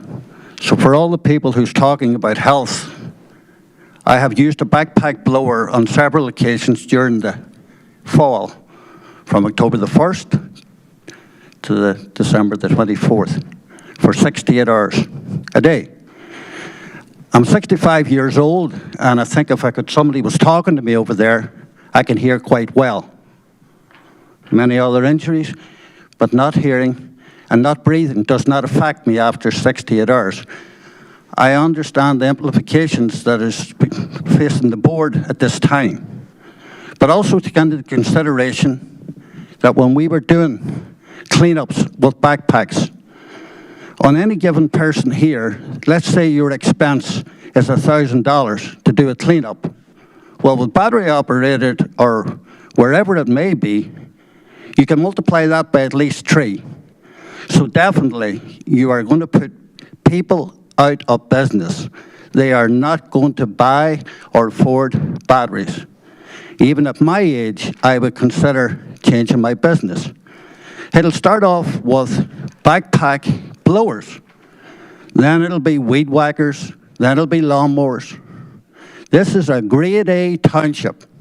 I have watched even the meeting when Liz Roden was nominated to this board. This is a Class A township where has Class A residents come to live here. So I understand the health reason, I understand your situation, but it's going to be a very expensive situation. And I don't even think all the community heard about it. I spoke to a person today on Mount Pleasant, Morris, Beaumont Road, and Prospect Road. Thank you. They had no idea this meeting even existed. So how is the rest of the residents going to have an input? And furthermore, I do believe, and I wouldn't be positive, but Radnor tried this last year to pass this law. And when they found out it was going to be in the extremes of 250 to 500,000 to change the school board over onto a process of battery-charged equipment. They passed it up. So also at this time, it's important for the board to take into consideration, are you going to give $500,000 to the school board for taxes to buy this equipment? There's a lot of things come into play. I would buy battery-operated equipment tomorrow. I actually own them, a weed whacker and a small push lawnmower. And that's okay, I have a little house, I can use it. But when I come out to the lights of Beaumont Road or people out 40 years, you have to take into consideration that people is going to cost a lot of money. On the final note, I'm going to just leave this with the board. I've been around here a long time.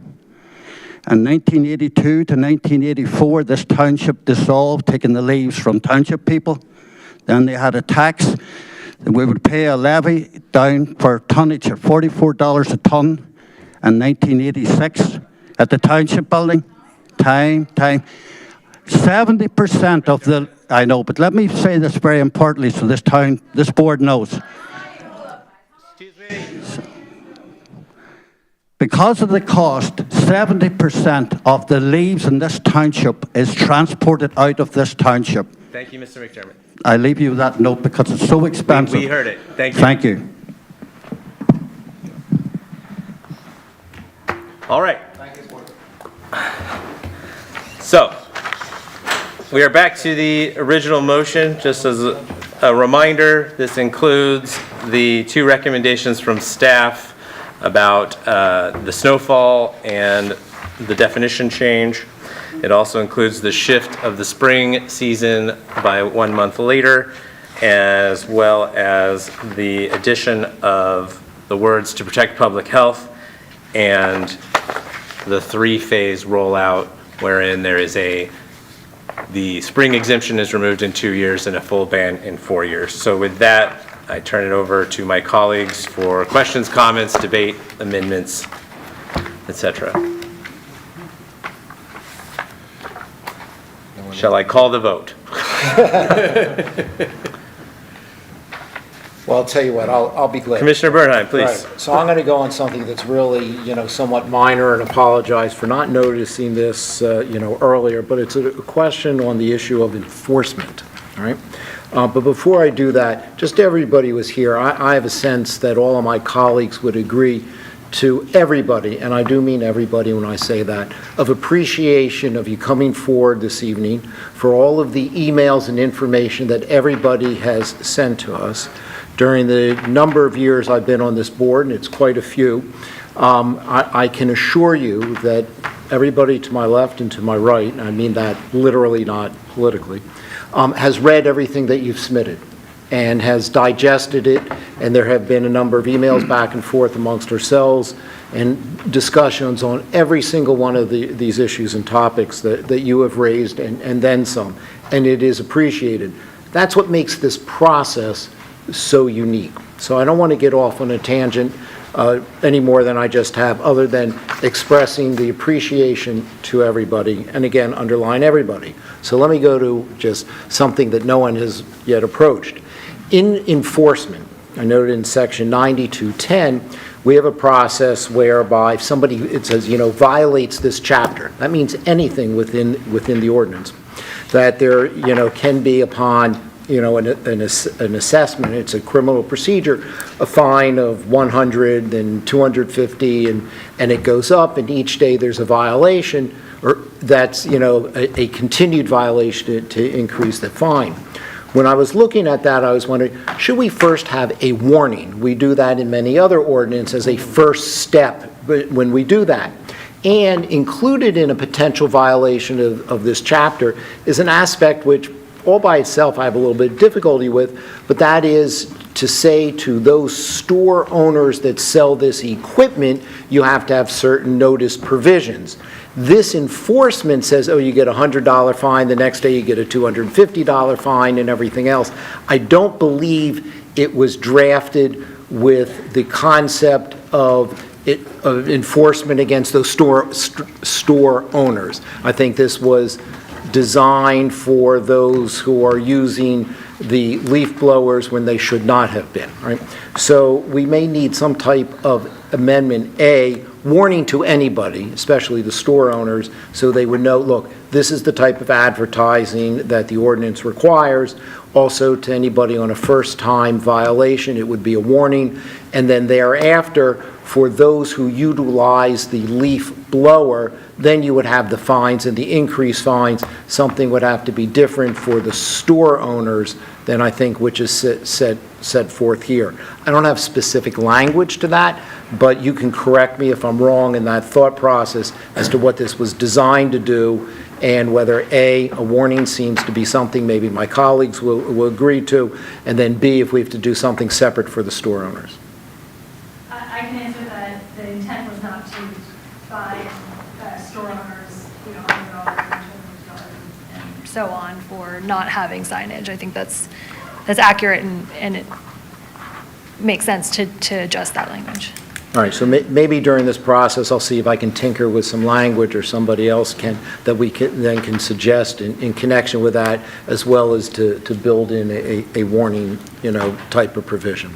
All right. So, Commissioner, we have dozens of ordinances that have fines to them, and as a policy, staff always starts with a warning, but it's not written into the code.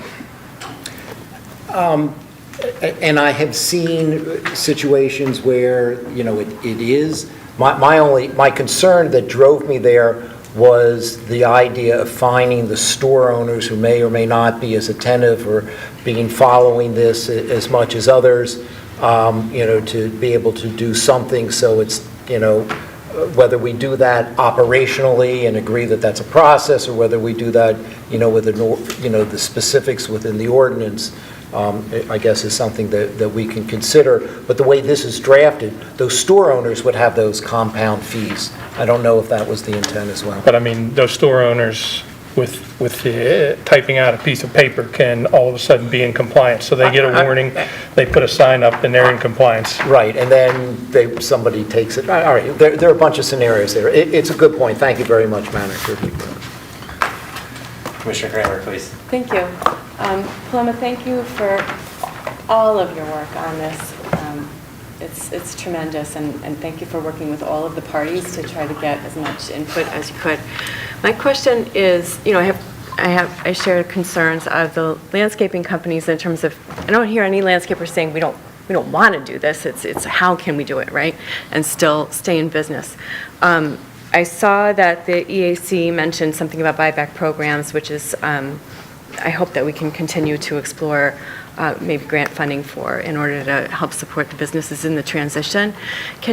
Are there any other tools in the kit that we can use to ease the burden on landscaping companies, particularly the smaller landscaping companies that can absorb the transition costs that we could employ? Is that part of the plan for making the transition, that we would work with landscaping companies to ease the transition financially? Financially, what I've seen in other communities is either buyback or just a straight rebate for purchasing electric equipment. I'm open to other ideas. I haven't seen a whole lot beyond that. Okay. There's certainly also, the educational piece of it and making sure, that not only are they aware that an ordinance is coming, but using that time before an ordinance takes effect to educate on how to transition, maybe getting some folks with experience with electric equipment and mobile charging and things like that to demonstrate, as we did back in June, continue doing that type of education to help them get more comfortable and familiar with this equipment. Thank you. I support the transition. And I support doing it in a time frame that everybody can predict. I would just propose that we work with the landscaping companies throughout the process as much as is feasible to help maybe get creative with regard to ways to ease the financial burden for them. And I'm sure that the companies themselves probably have some good ideas about that, because we don't want to run anybody out of business in the process. Thank you. Thank you, Commissioner Courtney. Paloma, first, I have a couple of questions. One, I know in the ordinance it says that landscapers can't use generators to charge batteries, and absolutely makes sense, right? You're trading one problem for another. We heard from one landscaper that said the mobile charging unit, or whatever it's called, is a $6,000 piece of equipment. Is that correct? Are there other ways to charge these? From what I've seen, so it's either have enough batteries to fuel you for the day, so you don't need to charge on the go, or have a mobile charging solution. Okay. Those are basically the two options. But that sort of like trailer setup is kind of what we've seen, where that in and of itself gets charged, overnight, and then it supplies power to the batteries throughout the day. Okay. And from what I've seen, when landscapers are out, they're out from 8 in the morning till 5 at night. That's you're looking at 9 hours. If the battery lasts 45 minutes, you have a crew of 4 or 5. I mean, that's a lot of batteries. Mm-hmm. What we heard is about 3 batteries per tank of gas is the... Right, but if you can't charge, right, if you have a charger, you can use those 3 and reuse them. Mm-hmm. If you don't have that $6,000 piece of equipment, 3 batteries is going to last you, from what I heard, 2 hours to 15, something like that. Mm-hmm. You need, 12 batteries per person, right, to last the whole day. So that's a huge ask. And I think that's where this all comes down to, is that everyone on this board, I believe, really wants this to happen. Everyone in this township really wants this to happen. Every landscaper I've heard really wants this to happen. It's not a question that it can't be done, right? You could buy 400 batteries and make it happen. but it's what is a reasonable ask? And I think Commissioner Courtney's proposal of doing this in stages and, starting now and saying, hey, we intend to do this, get used to it, start figuring out how to do it, but also working alongside with the technology makes a lot of sense, and giving it time that there are solutions. And as, we've heard that, oh yeah, we're behind the curve. I heard that 113 communities in the country, I don't know if that's accurate, somebody said 113, communities in the country have done this. I don't know how many communities in the country, but that's probably 0.1% of the communities in the country. We are not behind the curve at all, I think, and we should be ahead of the curve, right? We are a community that should be in front of this. This is something that's important. We are a community that values this, that values our people, that values our health. Our job as commissioners is to protect the health of our residents, and this is a really important piece, but we can only do what practically makes sense. And I think this is something that we would all love to snap our fingers and say, we're going all electric tomorrow.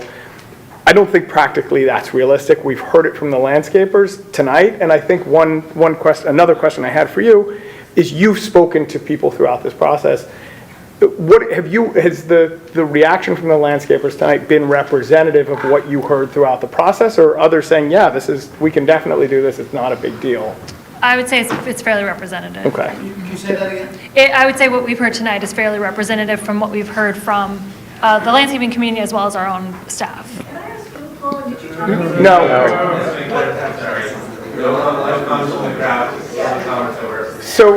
So I think, and I've spoken to, there are some, in my area of the township, there are some large institutions, and I've talked to some of them, and one of the big pieces of information I got is, a lot of this, it's not driven by landscapers saying, how can I go out and use as many gas-powered, leaf blowers as I can. It's driven by the residents of this township who want pristine lawns. And I think the world has changed and information has changed, that we're realizing that's not the right answer. We don't need pristine lawns.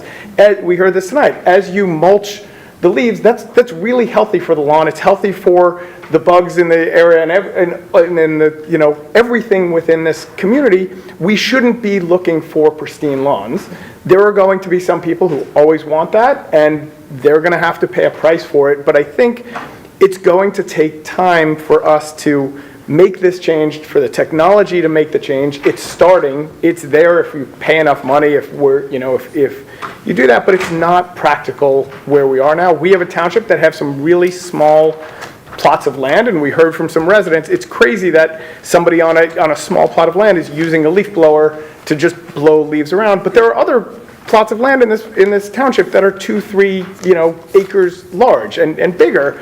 That's not as realistic, and it's a different. We have a very diverse township, and we have to take that into account. It's not just we have to do what's right for one subset of that. So I think the proposal that Commissioner Courtney brought makes a lot of sense. I think this is coming from a sustainability committee that cares as much as anyone in this world about our planet, about everything that's going on. It comes from commissioners who care as much as anyone in this world about that. It comes from our sustainability manager who cares as much as anyone in this world. This is not coming from a place of, we don't really care, we have to do this because, it's a knee-jerk reaction. This is coming from the right place, and if that group of people feels that this is the right way to implement it, I'm on board, and I think it's the right way to implement it. So thank you very much. Thanks, Mr. Courtney. I was going to wait, as everyone else wants to wait. I will go now. So just something quickly to start with, because a fellow stood up here and he asked a fair question, which is like, why did I just hear about this today? I just want to clarify something, which is tonight all we're doing is having our committee meeting about whether we advertise this as an ordinance that the township's going to consider, right? I guess 2 weeks from tonight, if it's moved out of committee, we will have a Board of Commissioners meeting to decide where to advertise it. At that point, staff's intention is to go out and publicize it, because as you are seeing, what may come out tonight might be something different that we put out for people to see. And so what we need to do is finalize what we're going to put out for people to see, then we put it out, and then in late November, if the schedule holds, would be when we would actually have a debate about whether to adopt it And at that point, because everyone will know what it is that we would be considering, because that's what we're sort of determining tonight, right? So it's part of the process that you haven't heard yet, because no one wants to go out and tell people, hey, here's something that like the board might consider when it might change, right? We wait till we've kind of nailed it down, then we go and broadcast it broadly. But we are considering advertising this. And so I guess, yeah, I would have done this later. So I just want to thank staff, especially Paloma. I think this board asked you to do a lot of research. We asked Parks and Rec and Public Works to pilot a lot of equipment and try really hard, and to come back to us with kind of an honest assessment. And I think I shouldn't say you just did a very thorough job.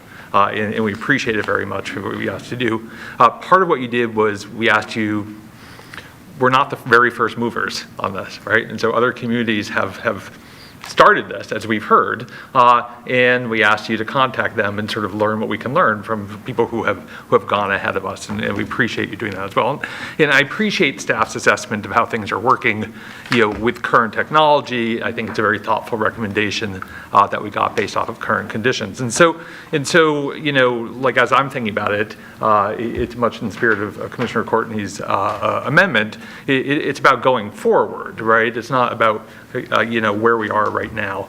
I also want to thank the EAC and the Sustainability Committee. Like what you see tonight is a product of like years and years of people working on this stuff. I remember meetings years ago where we were sort of bouncing around some of these ideas. I know many of these other fellow commissioners have been doing that as well. And I want to thank the public, everyone who came and spoke tonight. I think you will see that everyone is kind of listening and processing this. And thank you for the emails that you've sent and all the work that you've done on the issue. So I support what Commissioner Courtney has proposed. I think it's important to signal to residents and to the landscaping industry, like what we as a township expect the trajectory to try and be. And I think that's more important than just sort of saying, okay, we're going to do a seasonal ban and like maybe in a couple of years we'll consider something else, and no one knows how to invest, right? Because they don't have any sense of what we're going to do. So it's also important to set targets to meet, because if you don't set targets and deadlines, then you just don't ever really make progress on that stuff, and we should set ourselves goals, ambitious goals to try and meet.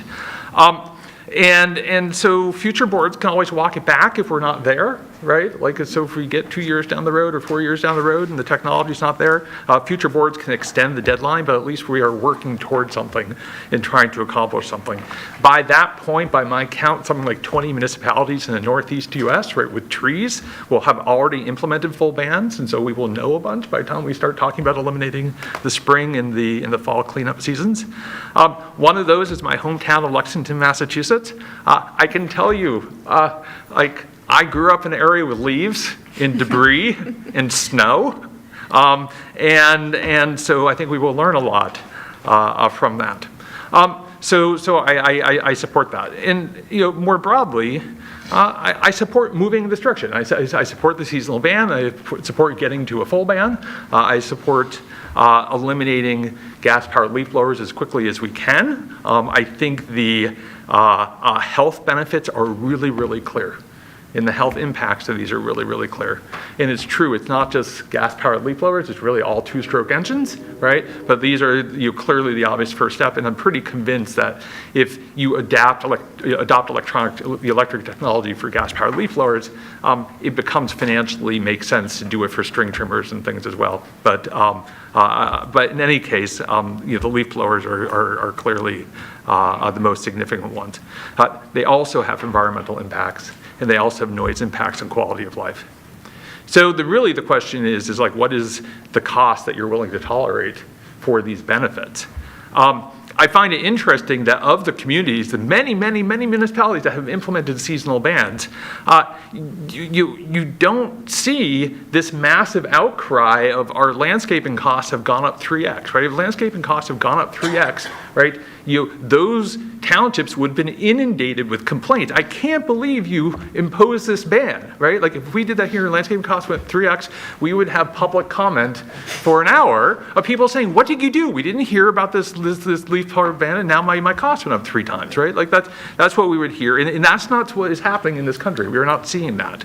And so the question is, well, how is that possible? Because they think we don't do that. So in what it is, it's like people adapt, right? They adapt their workflow, they adapt how they use leaf blowers. If you don't have infinite amount of time because you have a tank of gas, you just run your electric leaf blowers for shorter periods and you use rakes or mulching or whatever for other times. But people innovate and they figure out how to get to it if you put the goal there, right? So I think we should put the goal there.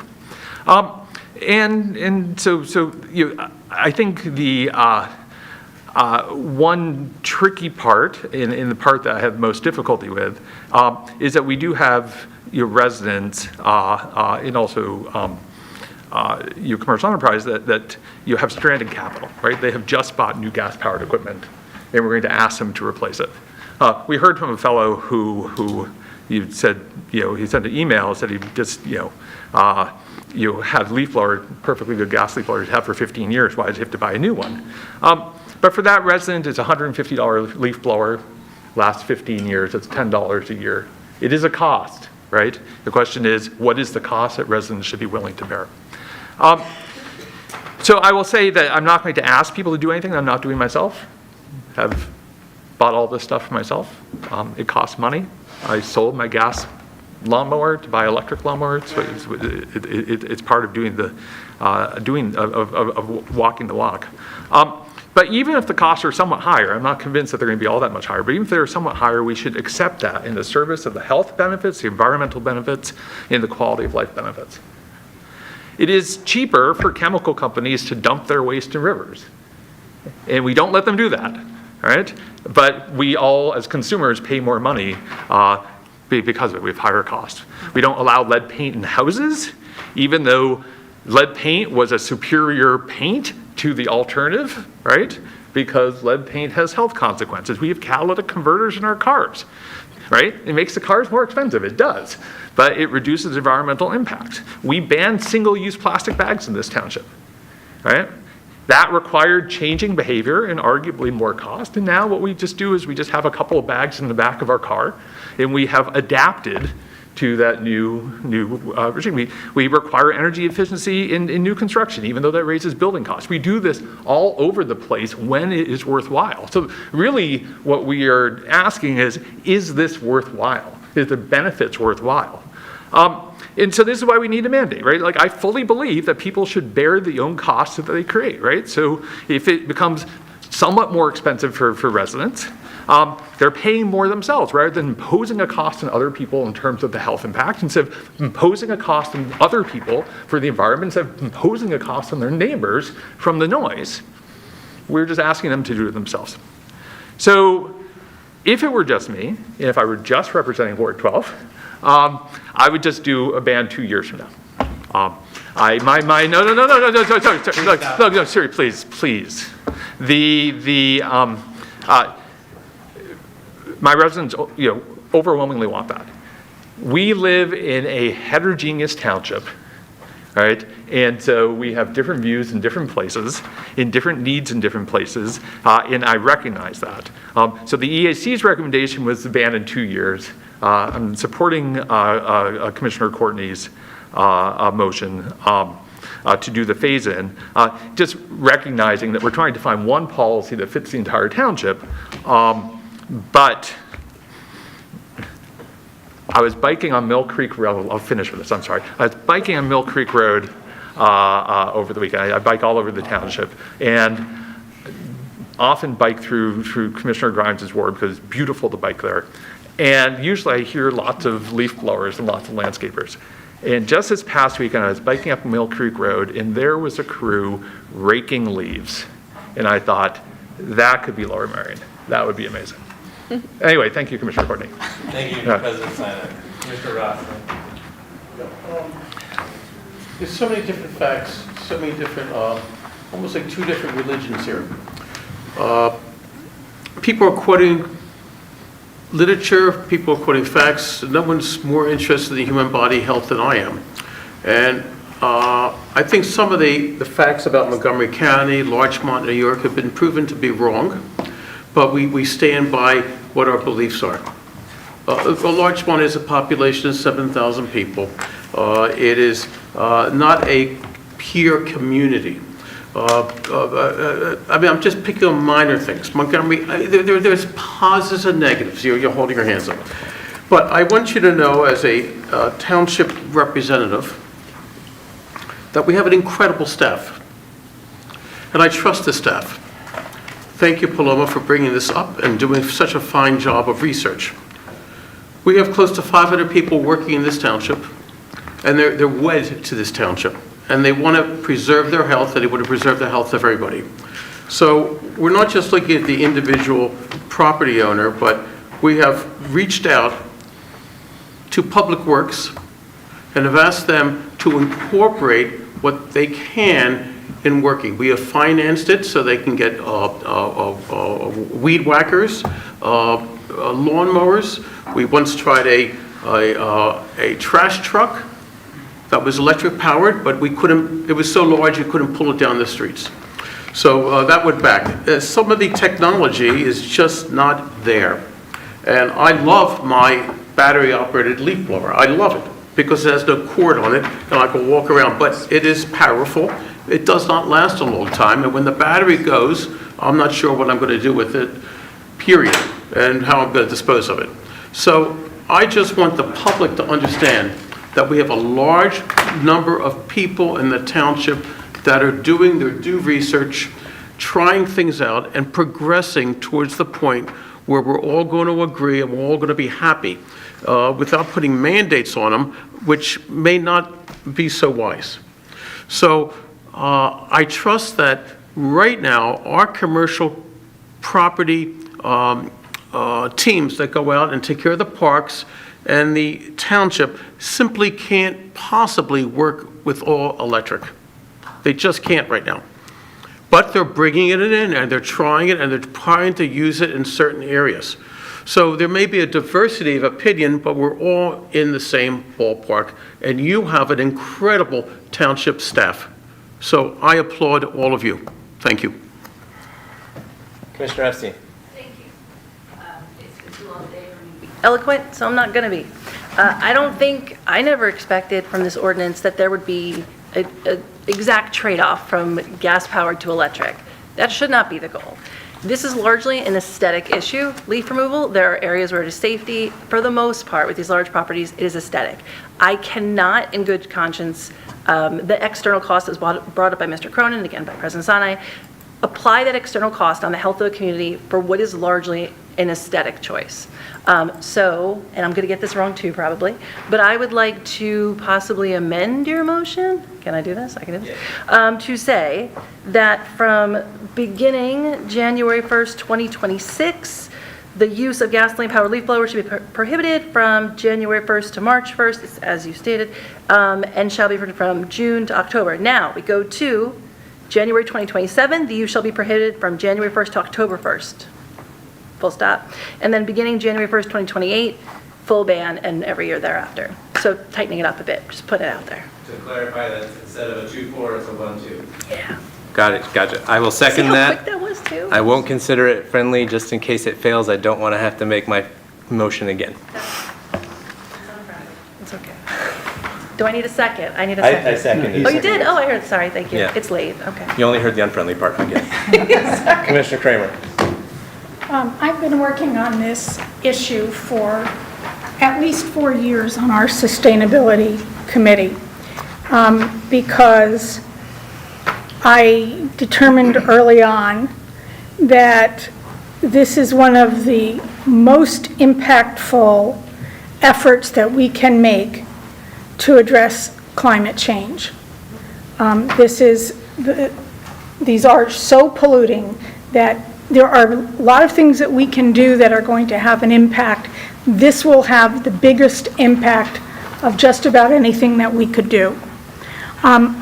During this last several years, I have heard over and over again from constituents in my ward, Ward 13, and overwhelmingly, with I think one exception, my constituents have supported a complete ban on gas-powered leaf blowers, in part because of the health effects, in part because of the noise, and in part because of the pollution. I fully support phasing in a ban over 2 years rather than 4 years, because we've been looking at this issue for 4 years and thinking about it and analyzing it for 4 years, and it's time for us to actually do it.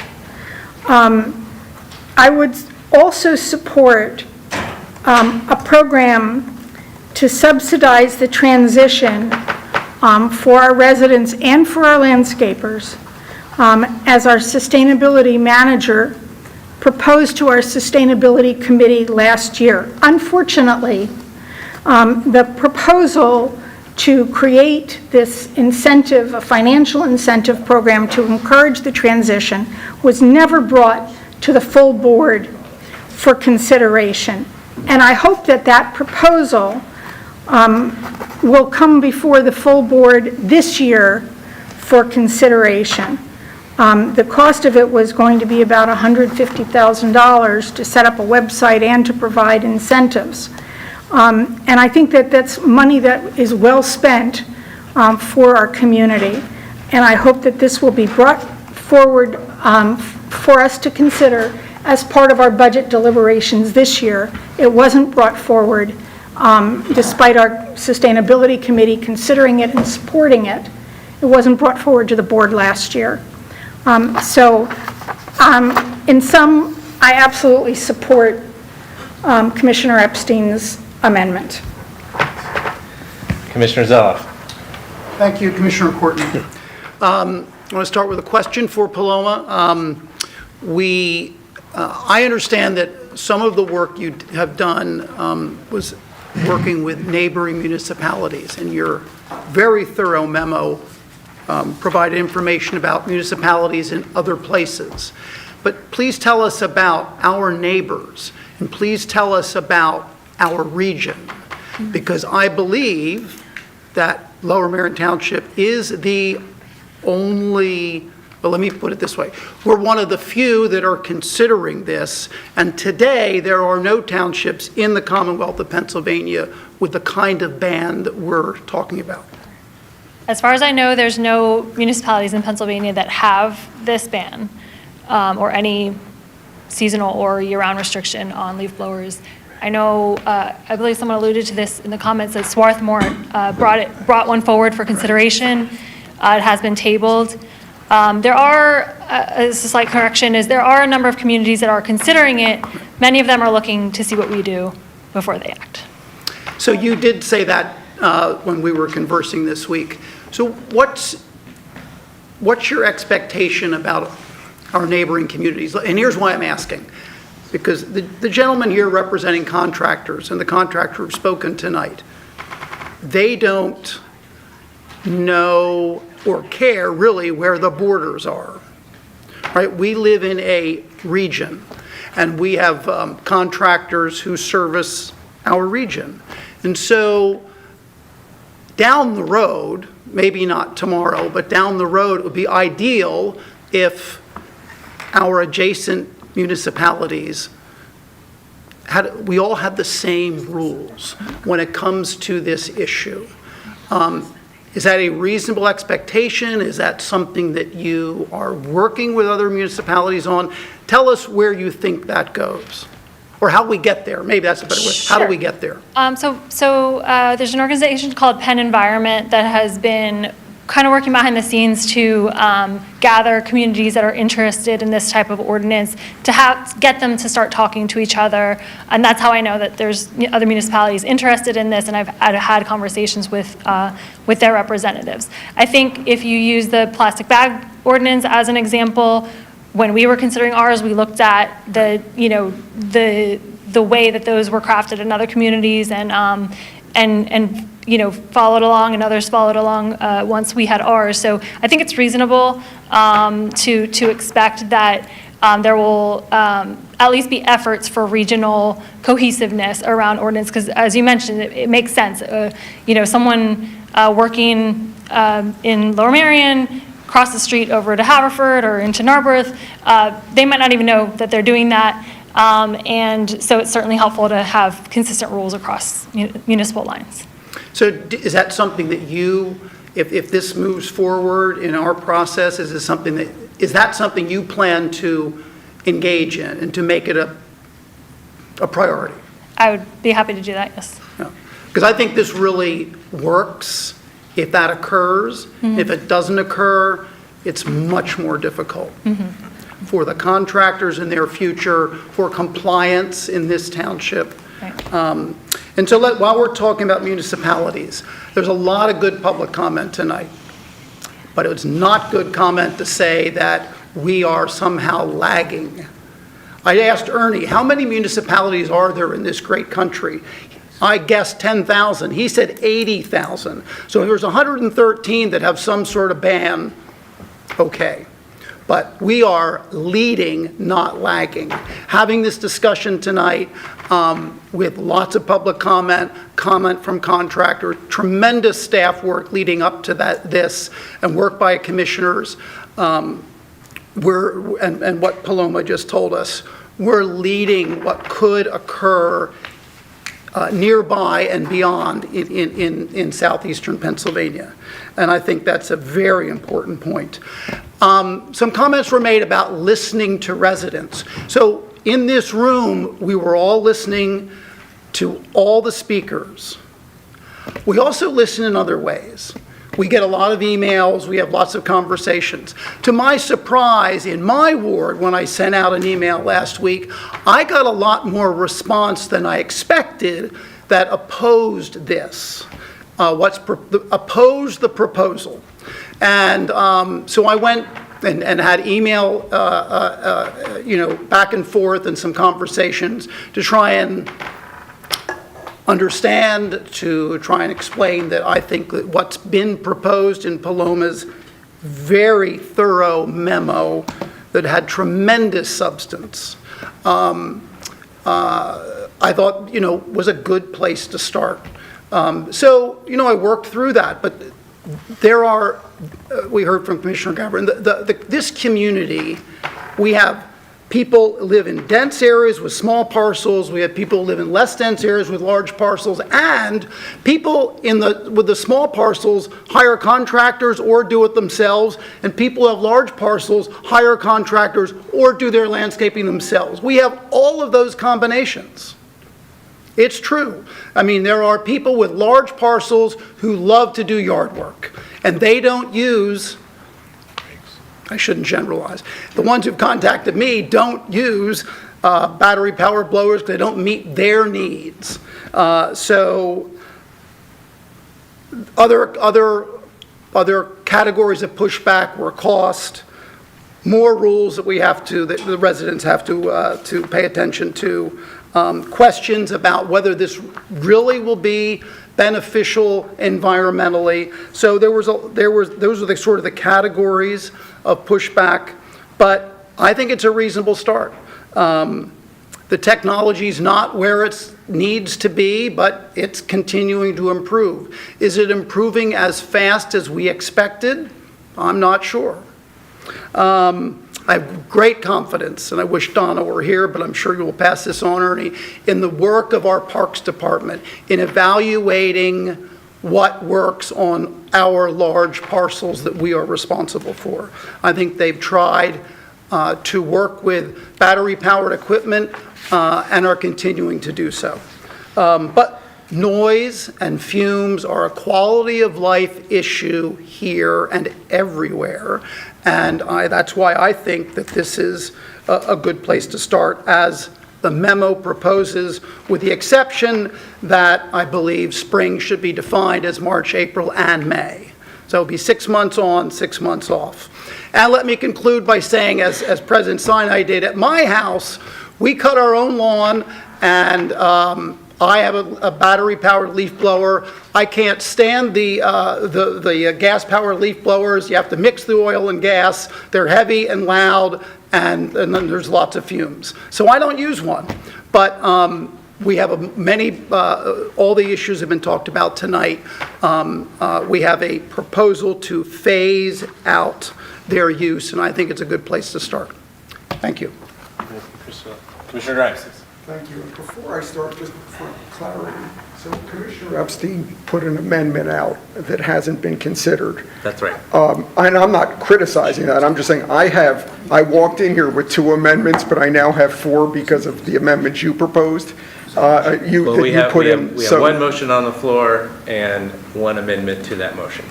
I'm sorry? There's 1 motion on the floor and 1 amendment to that motion currently. So I guess the question is, would you like me to state my amendments now when I'm in my comments? So then we'll have, Would it be all right with you if we dealt with the amendment that has been proposed and then I come back? Yeah, that's fine, but I'd like to make a few comments first, and just to sort of foreshadow. Sure. So, first of all, so thank you very much. And let me thank everybody who's here, and those who've participated virtually by Zoom. I also, and I suspect all 14 of us, have heard from many people on all sides of this issue. I will tell you that there seems to be, for better or worse, almost no agreement on the facts about costs, about extra labor involved, about just about anything with this. So, what we have to do is sort of sift through that and make our own judgments based on what everyone has said. I will also, as Commissioner Zelloff did, thank our staff for the really, I thought was a very good memo and that raised a lot of issues and a very good draft ordinance. I've said that to Paloma privately, and I'll say that here. I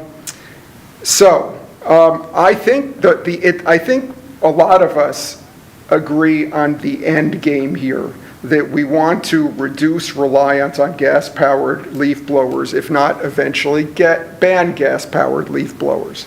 I think what this discussion seems to center on is how we get to that point and when we get to that point.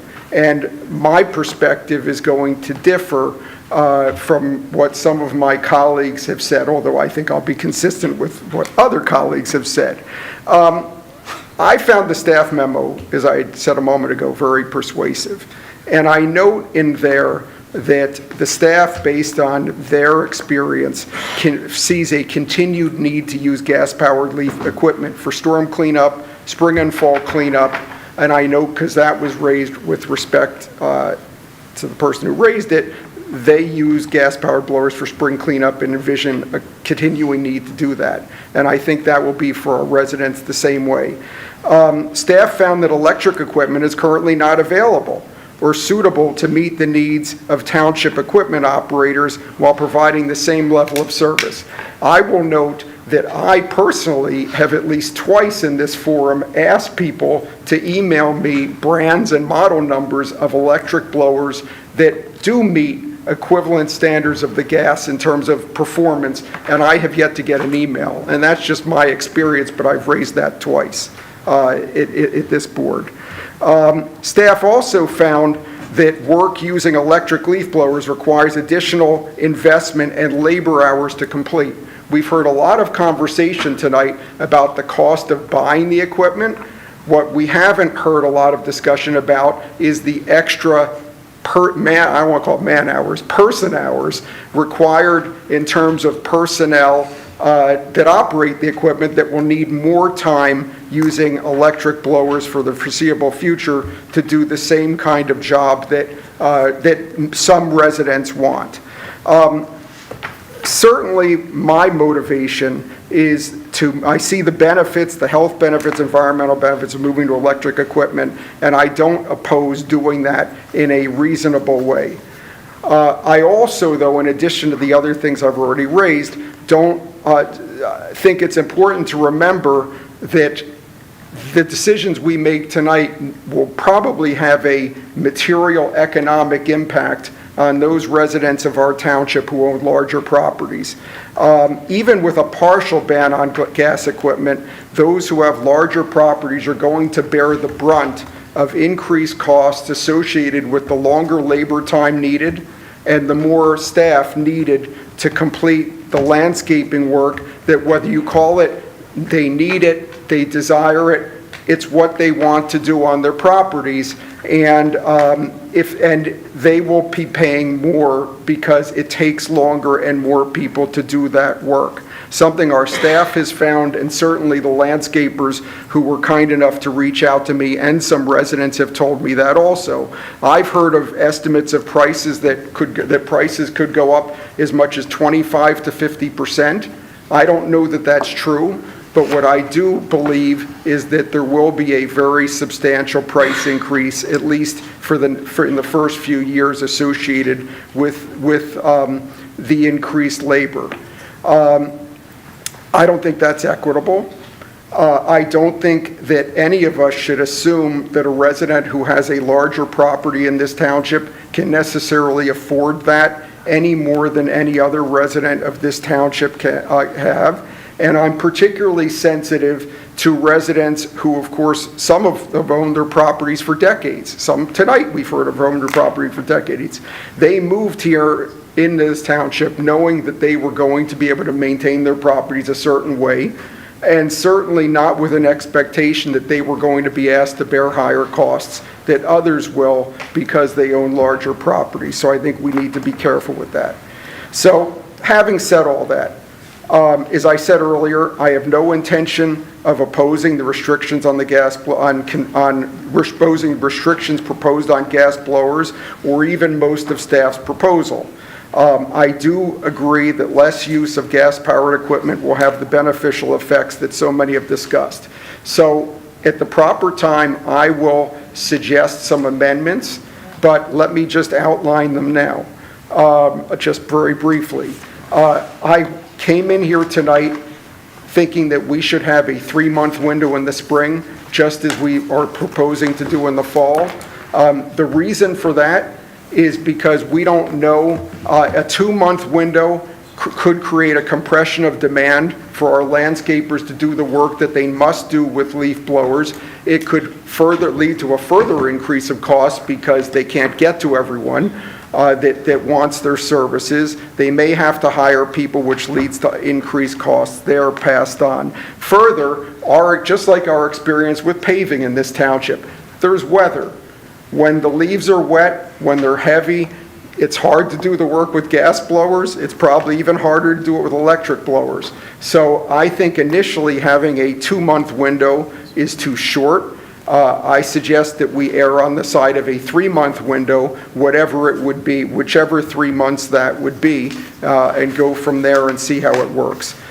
Secondly, well, that was the first and the second were the same. The third is that I believe that we should start the ordinance beginning in January as staff has proposed, but that we should delay enforcement of the punishment by fine for a year. So that would leave us a year for some education, to educate people as to what's expected and give the landscapers, whether people do it themselves or with commercial landscapers, some time to adjust. This is what we chose to do with red light cameras.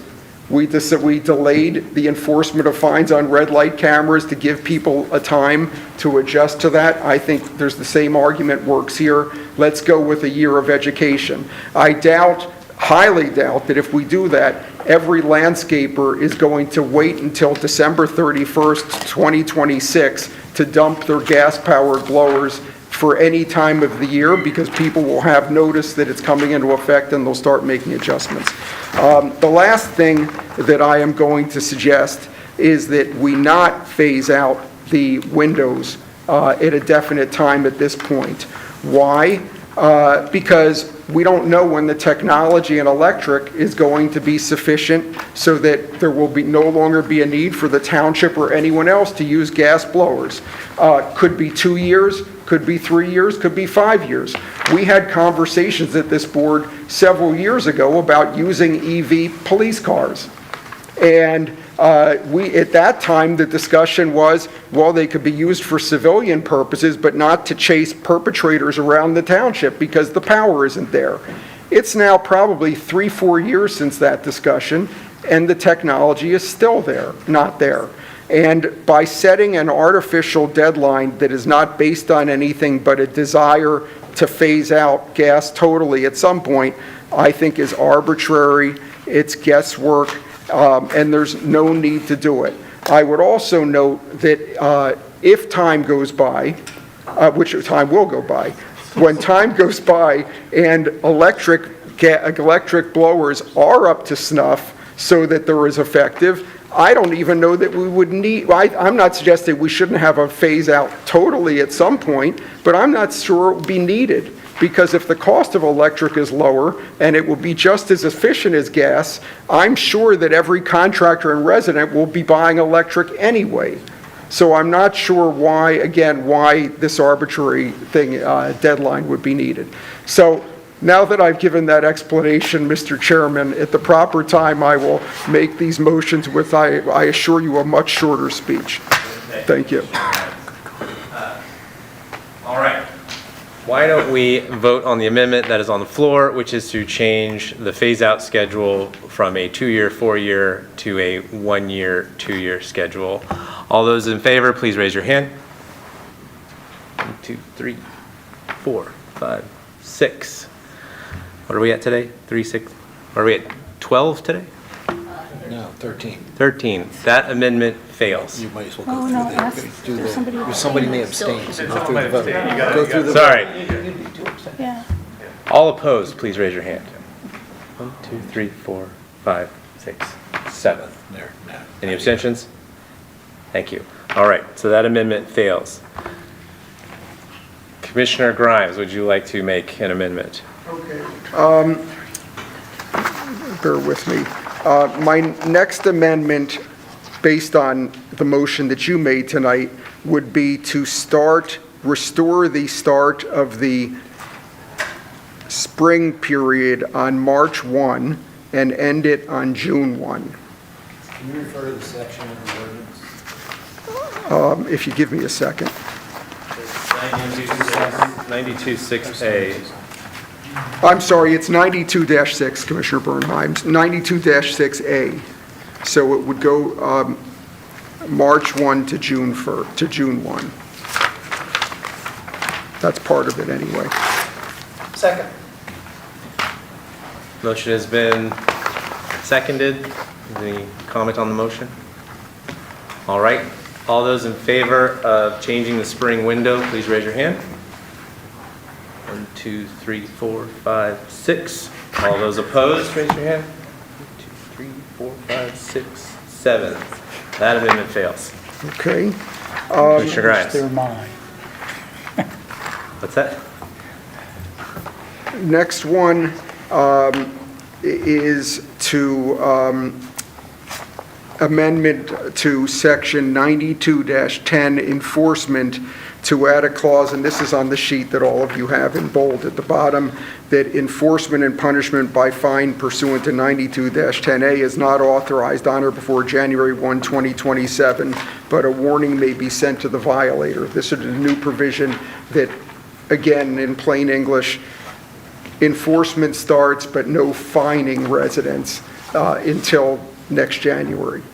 If I may, I was going to make an amendment to that, which, based upon your comment, would incorporate what you recommended. Could I present that? Would that be Why don't you present it? permissible? Thank you. Go ahead. So, the point I raised before about my concern with having fines imposed upon the retail establishments that may be selling this, in essence saying to them, look, we want you to advertise our ordinance. I think that's our job. And there's another portion of the current provision. The first sentence currently reads, any person or entity who violates or permits a violation of this chapter. That portion of or permits a violation, so I hire a contractor, I'm not home, I don't know what they're doing, they use a leaf blower. Have I permitted that? Is that a problem? So, dealing with all of those issues, that meaning The one that you raised, Commissioner Grimes, about, 1 year sort of moratorium, the permit of violation, and dealing with the store owner of retail shops, if there's going to be some requirement on them, I make the following suggestion, that first sentence would then read, commencing 1 year after the adoption of this ordinance, any person or entity who violates this chapter by improper use of a gas-powered leaf blower upon conviction of a summary proceeding, etc. So it limits this only to fines for the misuse of the leaf blower. It does not start until 1 year after the adoption of the ordinance, and it strikes that reference to or permits a violation and limits it only to the one who is using the leaf blower. Do you mind reading that again? I sure will. All right. Commencing 1 year after adoption of this ordinance, any person or entity who violates this chapter by improper use of a gas-powered leaf blower shall, upon conviction of a summary proceeding, blah, blah, blah. I'll take that as a friendly amendment to my amendment, if that's what someone might be looking for. Was there a second on your? I don't know that there was yet. Sean seconded the amended amendment. Okay. Okay. Okay, thank you. So we have an amendment, we have a second. Commissioner Churchill. Thank you. I don't think that we need a year of not doing this. I think that if a landscape company gets a warning, whether it's 2 weeks into the ordinance or 2 months, they'll understand that they shouldn't do it. They don't need a year to figure this out. A warning of a violation is all they need. Thank you. So I won't. President Sinat. Thank you, Commissioner Courtney. I was wondering if Manager McNeely or Paloma could talk and say a little bit about how they envision enforcing it. Neighborhood. So broadly, it would be complaint-based, so somebody sees somebody using I mean, a leaf blower. you figure out someone is using a gas-powered leaf blower. It's you're allowed a $100, like, it's a first encounter, like, hey, do you know? Or it's the first encounter, I think our law says this, here's the ticket. I think our practice is generally to issue a warning first. That would, I imagine that we would act consistently with that. Okay, so the ordinance basically gives you license to do the fee, but like the practice of the township is, a somewhat warmer, gentler engagement, like we would imagine that this township does, like education first rather than, okay. So yeah, I'm not going to support this simply because, the way I understand it is that it also does not allow us to give a fine on the second, third, fourth, or fifth violations, right? There are no fines allowed at all in what Commissioner Bernheim said. And so given that, it's as if we don't have a ban, right? So, Can I just ask a question? Because respectfully, what you said about the warning is not in the ordinance. Right. And I would think there might be, I don't know if it's an equal protection issue, but if the police come out to enforce because it's after hours and they see someone and give them a warning, as opposed to what the statute requires is a summary offense, I think that raises issues. The problem's the other way around.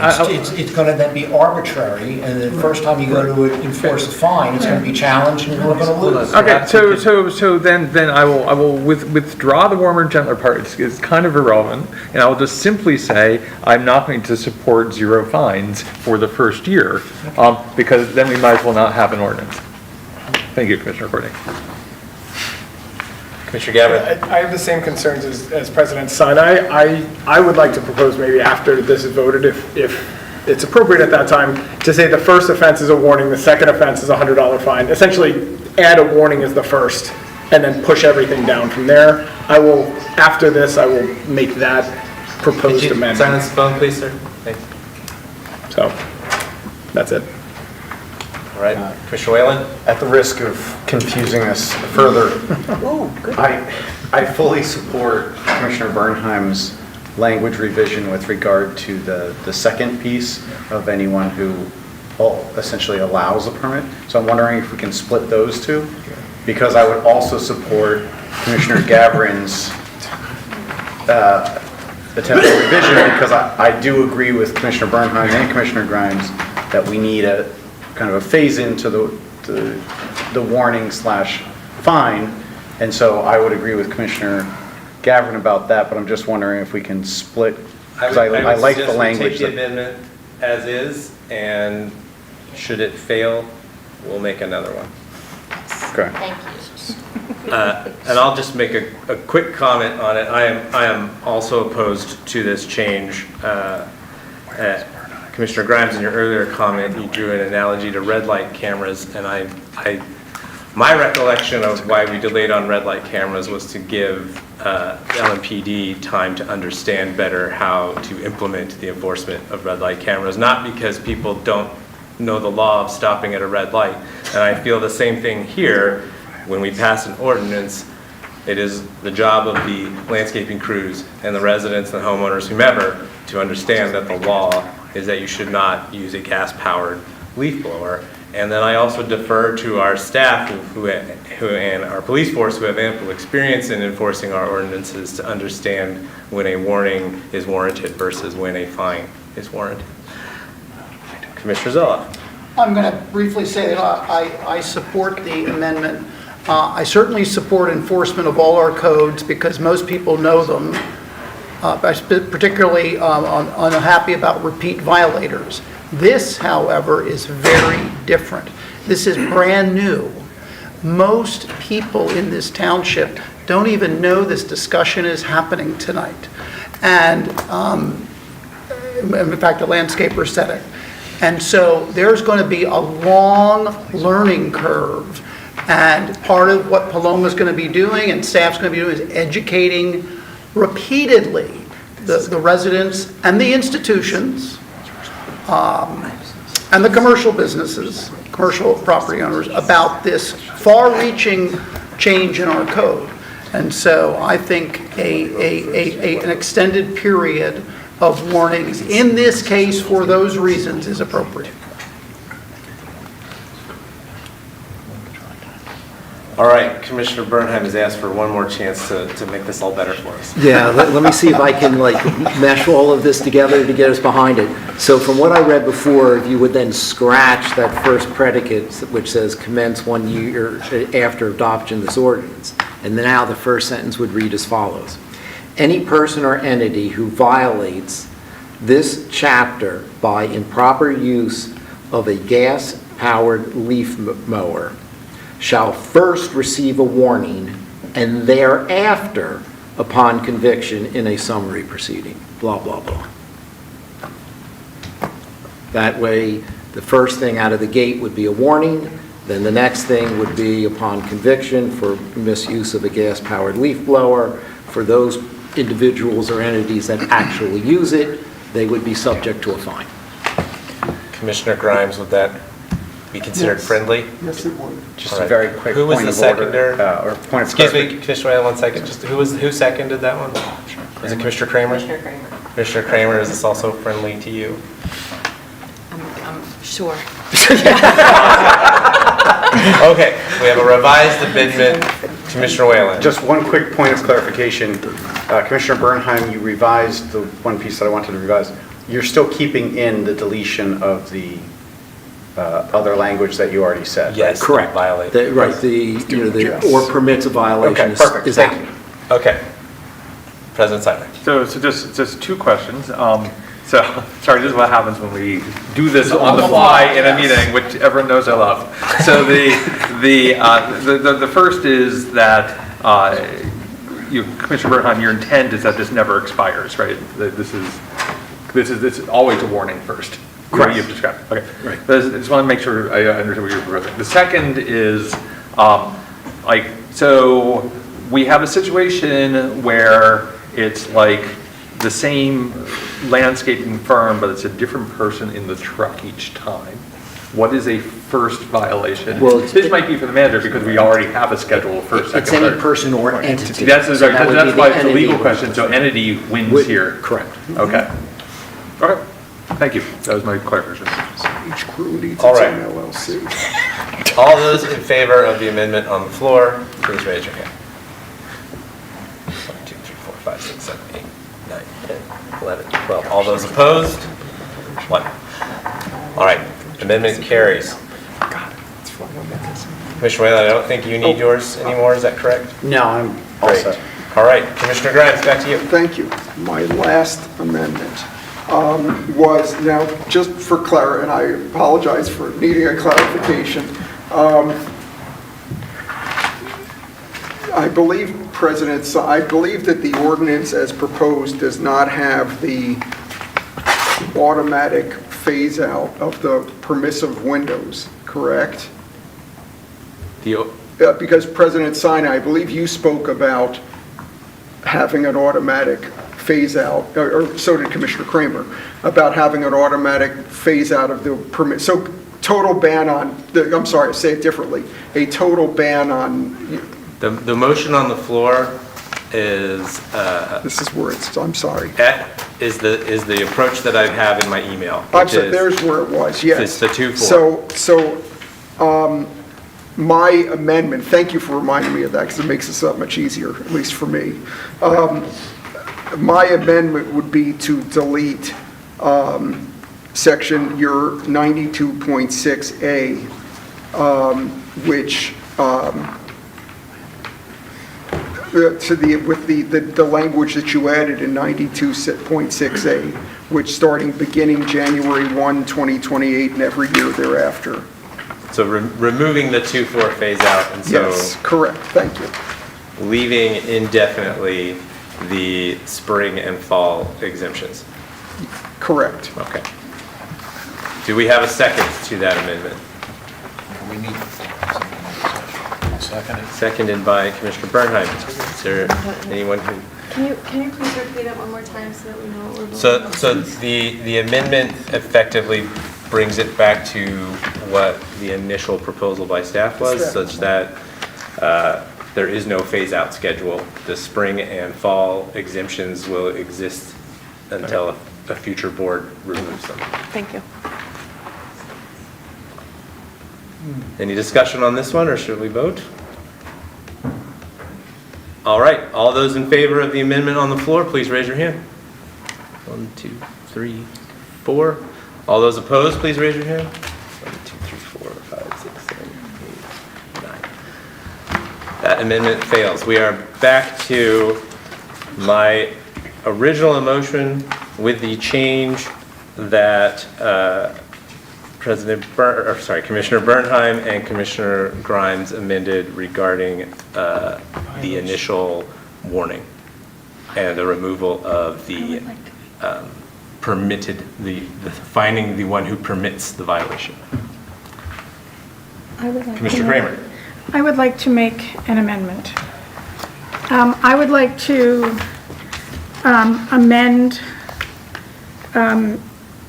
in 92-6, paragraph A, this is in your memo, I would like to change January 1, 2030 to January 1, 2029. Okay. So what that would do is leave the seasonal ban in place for 2 years, and 1 year later, have a full ban. I will second that, but will not do it friendly for the reason I stated before. So this adjusts the 2-4 phase out to a 2-3 phase out. Shortening the total ban by 1 year. Did you have any more? Or? No, that was it. I just was explaining that this would just shorten All right. it by 1 year. It's shortening phase 2, or phase 3.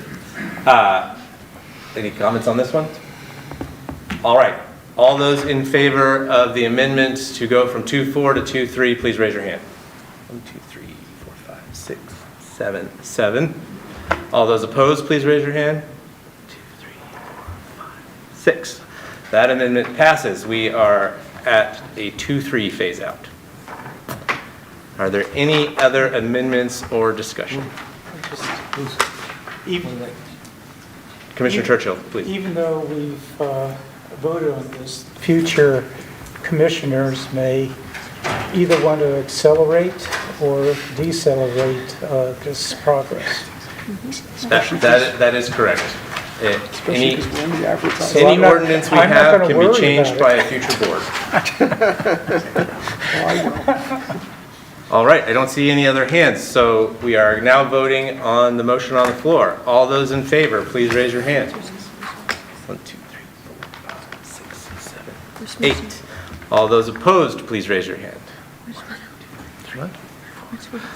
Motion carries 8-4. And President Sinai, that concludes the business of the Sustainability Committee for the evening. Okay, thank you very much, Commissioner Courtney. Yeah, Anthony's not here, so it's 6-7, right? It's 8-4 is 12. Oh. Did I miscount? Yeah, so, No, it was, you can count me as a yay. 9-4. 9. you're miscounting Just- Sean, so Yeah. 9-4. Sorry. It's okay, we'll be voting on it in 2 weeks anyway. Give my speech.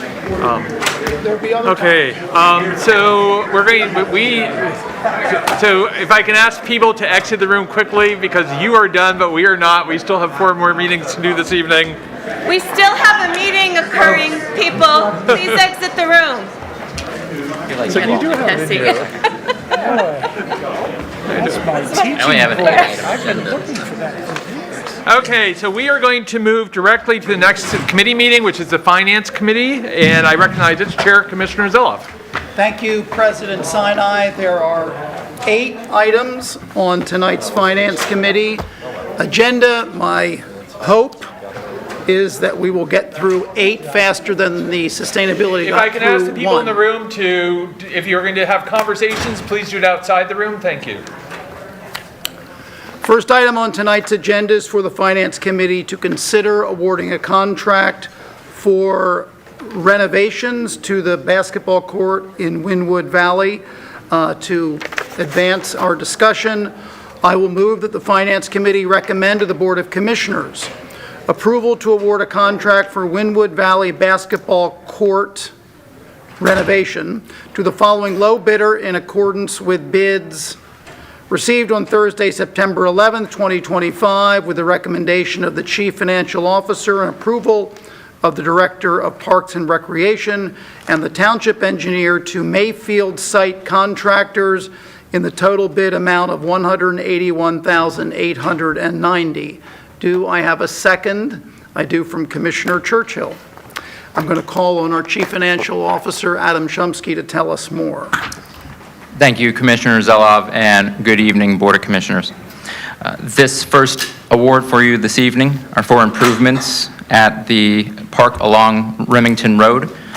It includes the complete removal of the existing basketball court, grading, or reorienting the basketball court 90 degrees so it fits in the topography better, fencing, and stormwater features. Okay, Adam, thank you very much. Is there also a garden included in this scope of this contract? A rain garden is part of the storm water features. Okay, so my question for staff is who's going to maintain the garden? I'll look to our manager. The idea of a rain garden is that there's not much maintenance required of it. It takes stormwater from the basketball court and soaks it into the ground. Okay. There was a first contractor, and by mutual agreement, we and the contractor agreed to terminate the contract. Did the township incur costs with that initial contractor, including payments to them? Not associated with this project. They never mobilized. So no payments were made? Not on this contract. We had several at the time that they were able to wrap up in other capacities, but this one was never mobilized, and no Okay. costs were incurred. You may have said this, but I would note that this bid is 13% less than the construction budget prepared by our township engineer.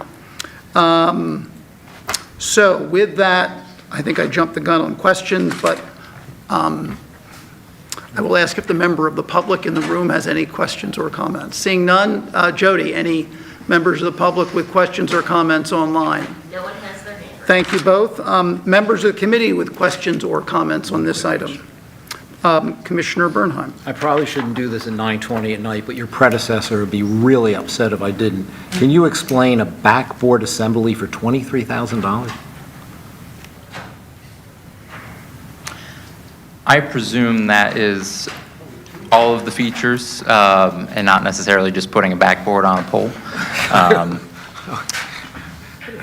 That being said, it's not out of the realm of the other bids that came in. Well, I know, the other, like $15,000 to $23,000, I just... And I would have to no look at the idea what it bid is. specs to see exactly what that entails.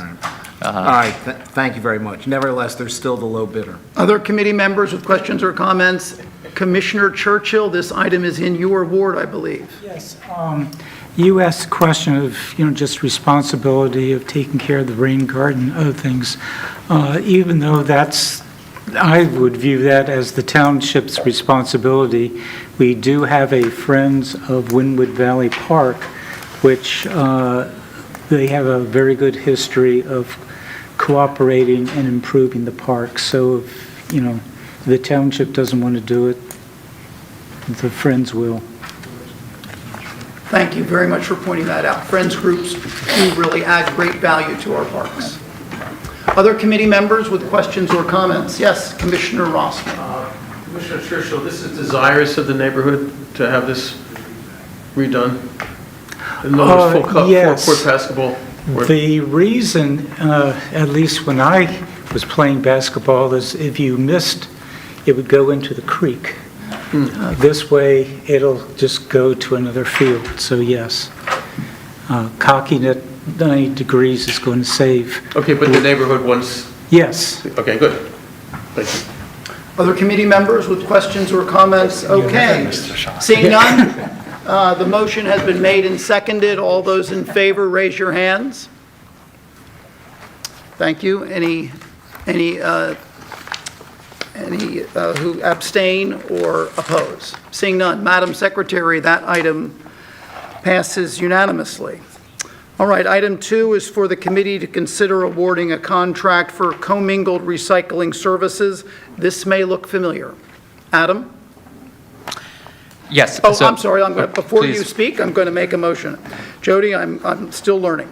The finance, I will move, in order to keep this moving forward, I will move that the Finance Committee recommend to the Board of Commissioners approval to award a contract for recycling services to Waste Management of Pennsylvania, Inc., in accordance with the bids received on Thursday, September 18th, 2025, with the recommendation of the Chief Financial Officer and approval of the Director of Public Works, period. The actual total expense and revenue will be determined by total recycling tonnage and the commodity values, which will fluctuate throughout the year. Do I have a second? I do, from Vice President Kramer. And I made the motion in that way because I believe the value is dependent on the market price. Therefore, to have a motion with a specific value would not be appropriate. You're shaking your head yes. Now I'm calling on you, Adam. So remember, from this summer, we originally put out our bids for commingled and paper recycling. During that time, we realized that the bid specifications were not satisfactorily updated to reflect the flexible plastics that were recently introduced into our recycling stream. And at that time, the low bidder intimated to us that they could not accept those materials. We put the bid back out with option A and option B service levels to provide flexibility, field more bids, and also consider maintaining these materials in our recycling stream. You'll understand our surprise when the same low bidder appeared on our bid specs when we opened the bids last month. We learned from the account executive that they were incorrect, telling us that they couldn't receive these materials. So in doing due diligence, several of our staff, myself, Assistant Public Works Director, Refuse Supervisor, and our Sustainability Manager took a field trip to Waste Management's Northeast Philadelphia facility, which is had a major renovation in the past year. It's a pretty impressive facility to walk through. We did see with our own eyes these plastics going through the process and being baled at the end of the process. So unfortunately, never had to come pass. However, all bidders that bid last time held at their summer prices or reduced their price. So at the end of the day, we have a contract with a bidder at a lower cost than our current contract to receive, process, and market the materials, including these flexible plastics. Thank you very much, Adam. Are there any members of the public in the room who have any questions or comments on this item? Yes, sir. Hi, Thomas Rookham, newly rezoned to Ward 4. Sorry, Commissioner Kramer. But I will be brief. I just want to say thank you to the board for considering this process and encourage you to accept this bid. I appreciate that you noticed that some of the materials that were not accepted in the bid that came back over the summer, and this is a great process and actually came out with a great result, save money and be able to accept the same materials we have. So that's all I have to say. Thank you. I appreciate you. Other members of the public in the room with questions or comments? Jody, any online? No one has their hand raised. Okay. Commissioner Courtney, I think the member of the public who just spoke summed it up quite well, and thank you for your seeing this at the time that was back in the summer.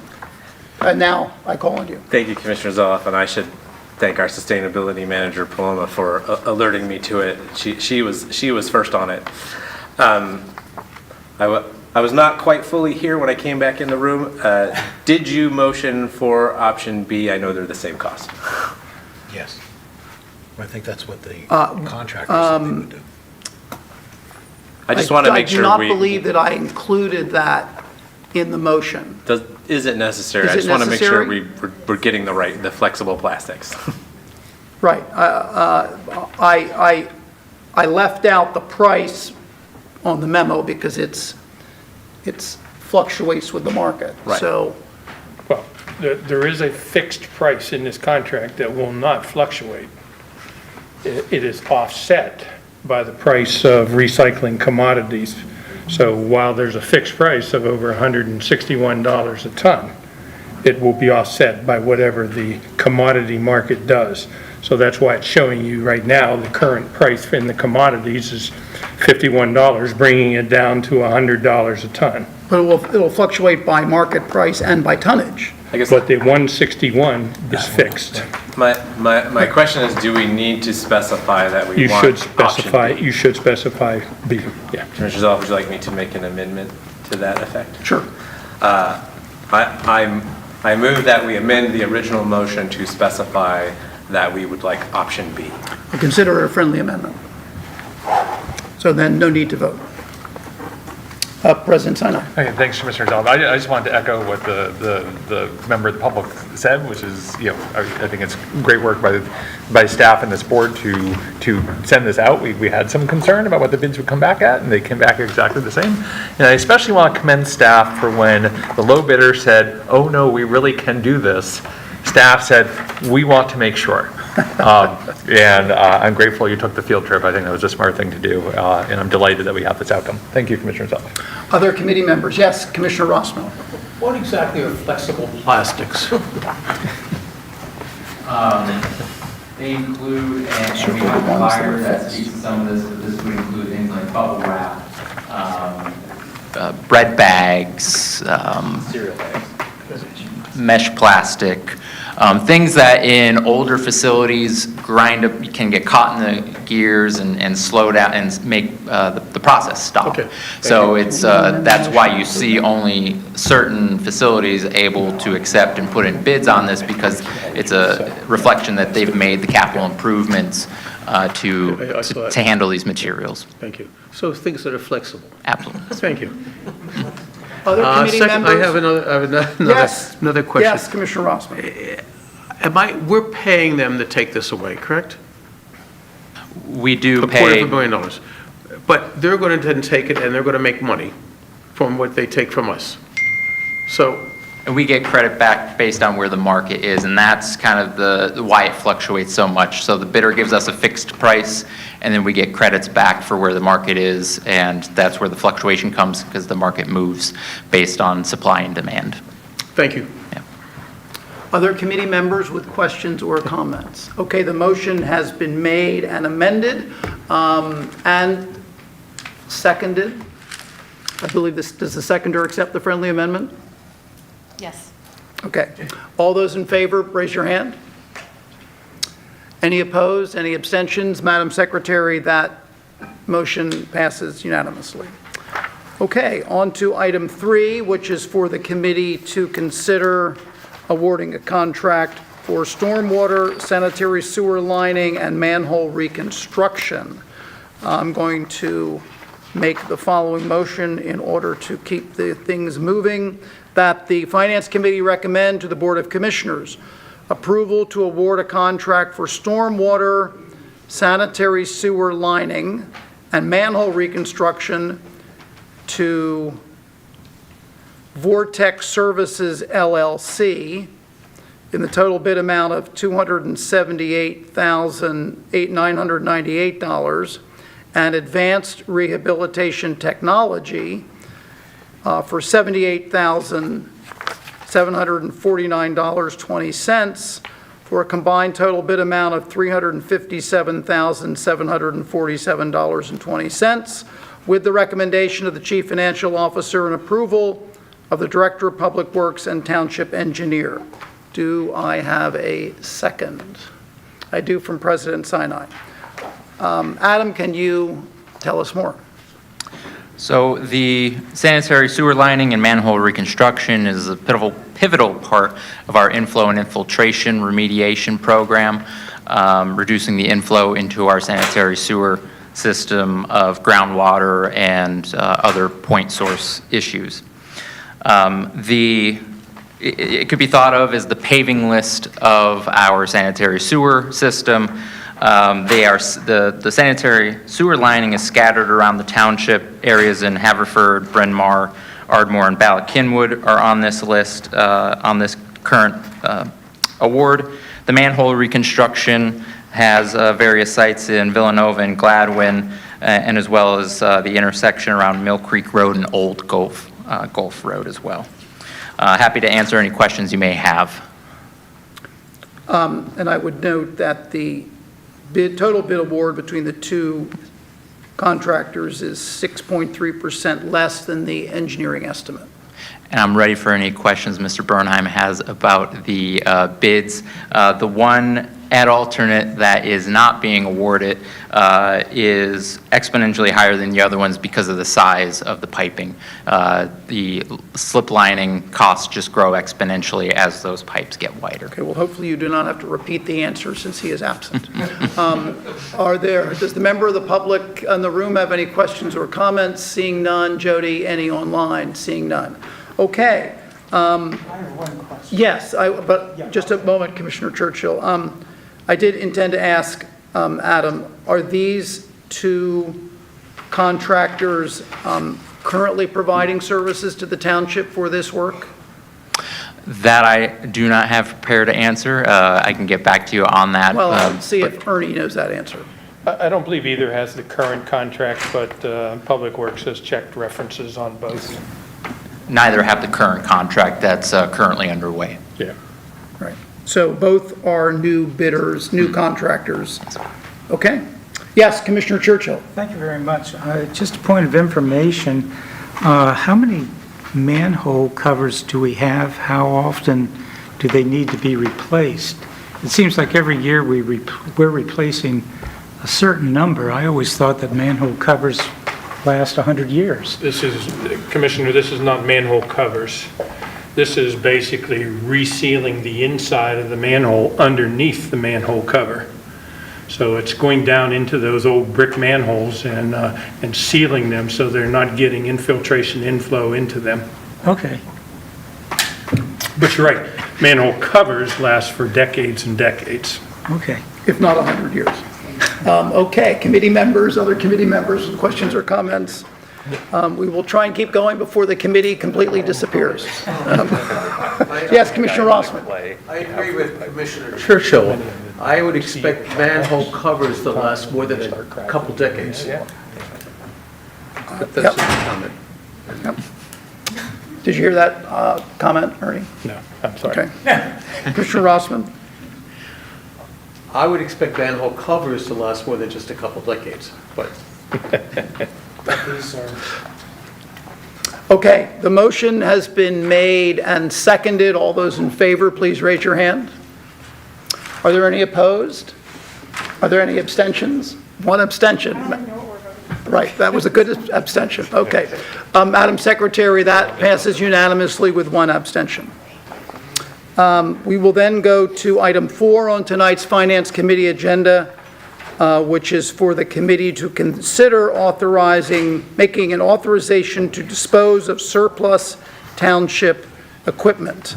I will move that the Finance Committee recommend to the Board of Commissioners authorizing the disposal of surplus township equipment by public auction or in the event of unsatisfactory or lack of bids. The Chief Financial Officer shall have the authority to arrange for disposal or rebid at a future date per the list attached to our agenda. Do I have a second? I do, from Commissioner Gavrin. The motion, motion's been made and seconded. Adam, can you tell us more? This is an item we bring from time to time as the Township Fleet Department Division works through and cycles through equipment. Provided in the list are mileage and hours. We'll remind you that not all vehicles, their health and longevity can be denoted in mileage because they may run for, hours and hours at a time and not necessarily moving at that time like a police vehicle. 1 hour on average is equivalent to about 33 miles of driving based on performance for certain vehicles. Are you referring to the idling that was brought up earlier this evening? Yes. Okay, just to clarify. All right, do any members of the public in the room have any questions or comments on this item? Seeing none, Madam Secretary, does anybody online have a question or comment? Okay. Do any committee members have any questions or comments? President Sinai. Adam, your disclaimer about hours notwithstanding, like some of these lines seem to have, at least to the eye, relatively, low, service amounts. The Ram 5500 service truck at just under 18,000 miles, like 17,800, no hours listed. Are there stories behind that? I guess the way of rephrasing my question is like, you have a scheduled replacement year of 2019. We're clearly 6 years past that. Is it the scheduled replacement year is just here as information, and staff is evaluating whether the equipment is still effective, and that's how they're deciding whether to replace, or are they replacing things on a schedule, prophylactically? I think Ernie can advise on the long-term practice, but I think staff takes careful consideration of the performance of the vehicles, and on occasion you get a lemon, and not that we're selling lemons necessarily, but it's not just look at the list and sell a vehicle. Every vehicle has a story, and is analyzed based on its past performance. And while we have an estimated year of replacement, we keep things longer than that in many cases. If it's in good shape and still functioning well, we put it on this list when it's reached the end of its useful life based on condition primarily. Great, thank you very much. Thank you, Commissioner Zella. Other committee members with questions or comments on this item? Okay. Seeing none, I will call the question, which has been made, the motion, which has been, the item has been moved and seconded. Easy for you to say. Yeah, I'll say. All those in favor, raise your hand. Thank you. Any opposed? Any abstentions, Madam Secretary? That item passes unanimously. Okay.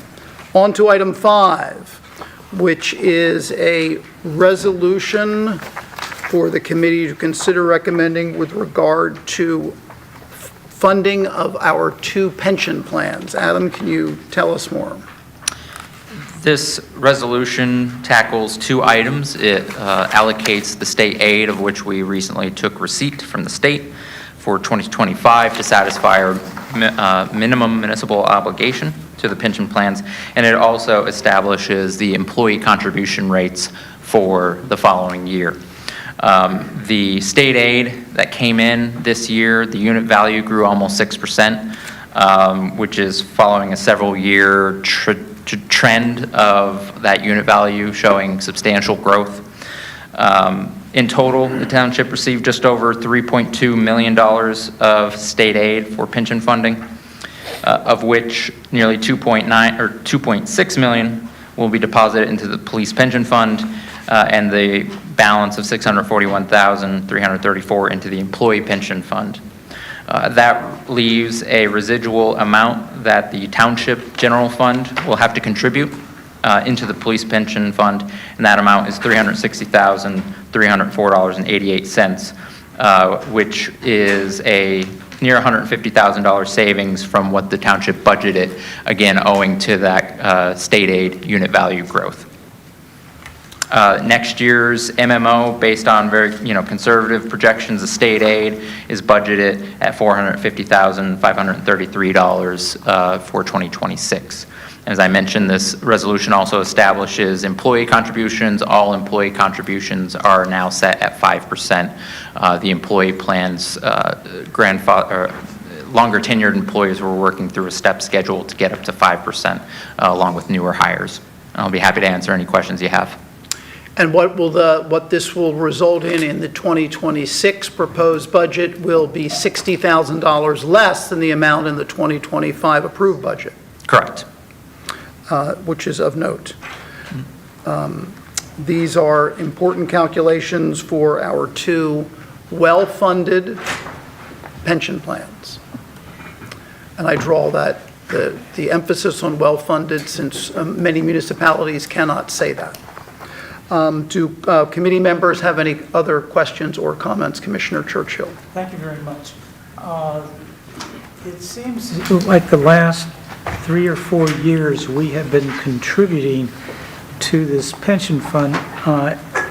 Before that, we, unless my memory serves me incorrectly, we weren't making contributions to our pension fund.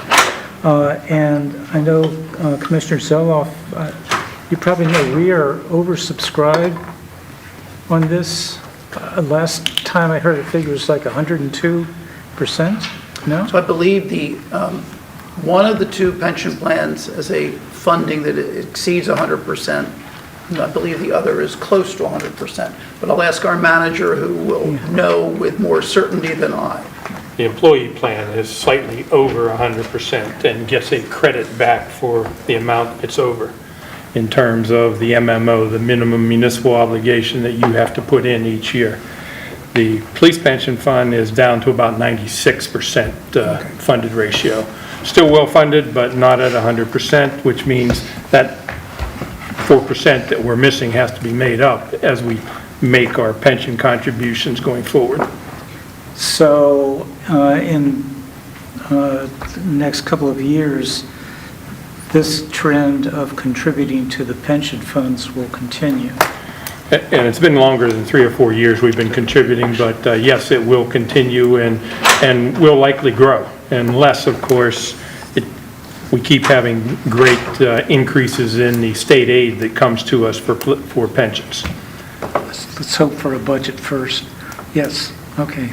I was just concerned because it seemed like when I first came on board that this really wasn't an issue, and it's grown every year to be an issue. So there was a time when between member contributions and state aid, the township did not have to contribute, but that's been a while. The good old days. The good old days. But Commissioner Churchill, they weren't that long ago because you and I were here. And maybe even Commissioner Bernheim was here. Okay, we're on discussion. Do other committee members have any questions or comments on this item? Do any members of the public in the room have any questions or comments, Jody, or any online? Nope. Okay, I'm going to move that the Finance Committee recommend to the Board of Commissioners adoption of a resolution required by State Act 205 allocating 2025 pension state aid and setting employee contribution rates for 2026. Do I have a second? I do from Vice President Kramer. The motion has been made and seconded. All those in favor, raise your hand. Are there any in opposition? Or are there any abstentions? There are not. Madam Secretary, that item passes unanimously. Okay. Continuing the theme of allocating funds, this time it will be for us to consider allocating funds that have come from the state to the Volunteer Fire Relief Association. I'm going to move that the Finance Committee recommend to the Board of Commissioners adoption of a resolution authorizing township staff to disperse the 2025 Commonwealth state aid allocation in the amount of $831,754.73 to the Lower Merion Firemen's Relief Association. Do I have a second? I do from Commissioner Grimes. Adam, can you explain this? This is an annual receipt that passes through the township from the state to the said Fire Relief Association. It comes from a similar but not exact similar pot of money as the pension aid. This year, the increase from last year's 4.8%. It's one of the higher year-on-year increases I've seen in my time in the municipal business for this revenue stream. After confirmation and adoption of this resolution, the township will transfer those monies to the Relief Association. Thank you, Adam. Do the members of the public in the room have any questions or comments? Jody, do the members of the public online have any questions or comments? They do not. Okay, committee questions or comments. I will note that the Lower Merion Firemen's Relief Association is a separate organization. It is not controlled by the township. It has a separate board of directors. We allocate these funds to this Relief Association. The Relief Association has significant assets, and I think it's appropriate for us to encourage the board of the Relief Association to spend some of those funds for the approved purposes that are in the state regulations in support of our 6 volunteer fire companies. Do any other committee members have any questions or comments on this item? Okay. The motion has been made and seconded. All those in favor, raise your hand. Thank you. All those opposed, raise your hand. Any abstentions, raise your hand. Madam Secretary, that item also passes unanimously. Okay, on to item 7 on the Finance Committee agenda for this evening. It is for the committee to consider authorizing the advertisement of an ordinance for solid waste fees that would go into effect in 2026. So I will move that the Finance Committee recommend to the Board of Commissioners authorizing the Township Secretary to advertise notice of intent to adopt an ordinance to amend the Code of the Township of Lower Merion, Chapter A, 167 fees, to provide a 5% increase in fees relating to the collection of solid waste from residential properties for each subscription level, and the three are mini can, standard, and enhanced, and all optional rear yard collection service levels. Do I have a second on this item? I do, from Commissioner Gavrin. Adam, can you tell us more? This is in keeping with the discussion last month around the solid waste fund and the Finance Committee's recommendation of 5% increase to those fees as part of our initiatives around the fund's solvency for 2026. Thank you. Do any members of the public in the room have any questions or comments? Seeing none, Jody, do any members of the public online have any questions or comments? Okay. So Adam, last month we reviewed and discussed the recommendation that would not only include this increase in the fees, this increase of 5%, but we also discussed adding a fee for the weekend, the 3 weekend public cleanups that occur at the dumps, the Cleanup weekends. cleanup weekends, thank you. And we also asked staff to take a look at the special collection fees. Can you tell us when we will see those two proposed changes? We're discussing internally, and my goal is to bring that for endorsement at the November Finance Committee meeting. Both of those? Yes. In one agenda item? Yes. And is there a reason you didn't want to wait on this to include this with those?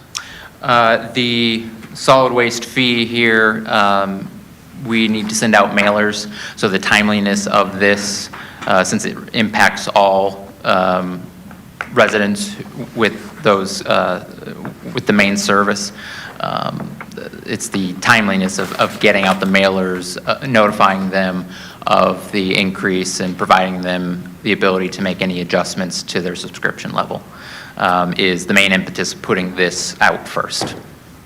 Okay, that, then I would ask staff to consider if the committee and the board do recommend fees, or do approve fees for the cleanup weekends, as well as new fees for the special collections, that there be a way to communicate those also to the members of the residents in our community, so they aren't surprised. We'll work with the Public Information Office and get the word out on that as best as we can.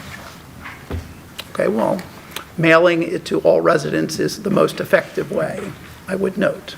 So, I think I did public comment, so I led off with questions. Do other committee members have any questions or comments on this item? Commissioner Courtney. Thanks, Mr. Zeloff. I alluded to this when this came up last month. This is the usual speech about how we came to a compromise, but I do want to talk about some of the policy around the solid waste fee. When the Finance Committee leadership was presented with a gap in the fee, or sorry, a gap in the solid waste fund, and we were asked, the initial proposal was to cover that gap through increases in fees that are larger than what's proposed here. I know in the past it has been a policy that the solid waste fees cover the entirety of the cost of solid waste. I am opposed to that kind of policy when it comes to the solid waste fund. It is a way, in my opinion, of taking a mandatory township service and turning it into a regressive flat tax on residents instead of making it part of the general fund and part of a property tax. But that being said, I do believe in compromise, and so while this will not cover the entirety of the gap in the fund, we will make up the difference through a transfer from the general fund. So it's the usual, the three of us, none of us were happy, so we did the right thing. A little bit of unhappiness was where we ended up, and that's been our approach. Other committee members with questions or comments on this item? Commissioner Gabbard. I'm grateful to the Finance Committee, and thank you for compromising. I think that that's what we should be doing on this board, and that, we have 14 people, everyone has different opinions on how to solve problems, and really appreciate the three of you doing that. I look at it differently. I don't think this is a flat tax or regressive tax, part of a property tax. I think this is a service. I think it's something people use. Other townships have kind of privatized this, and I just look at it differently, and I think it's appropriate to pay based on usage.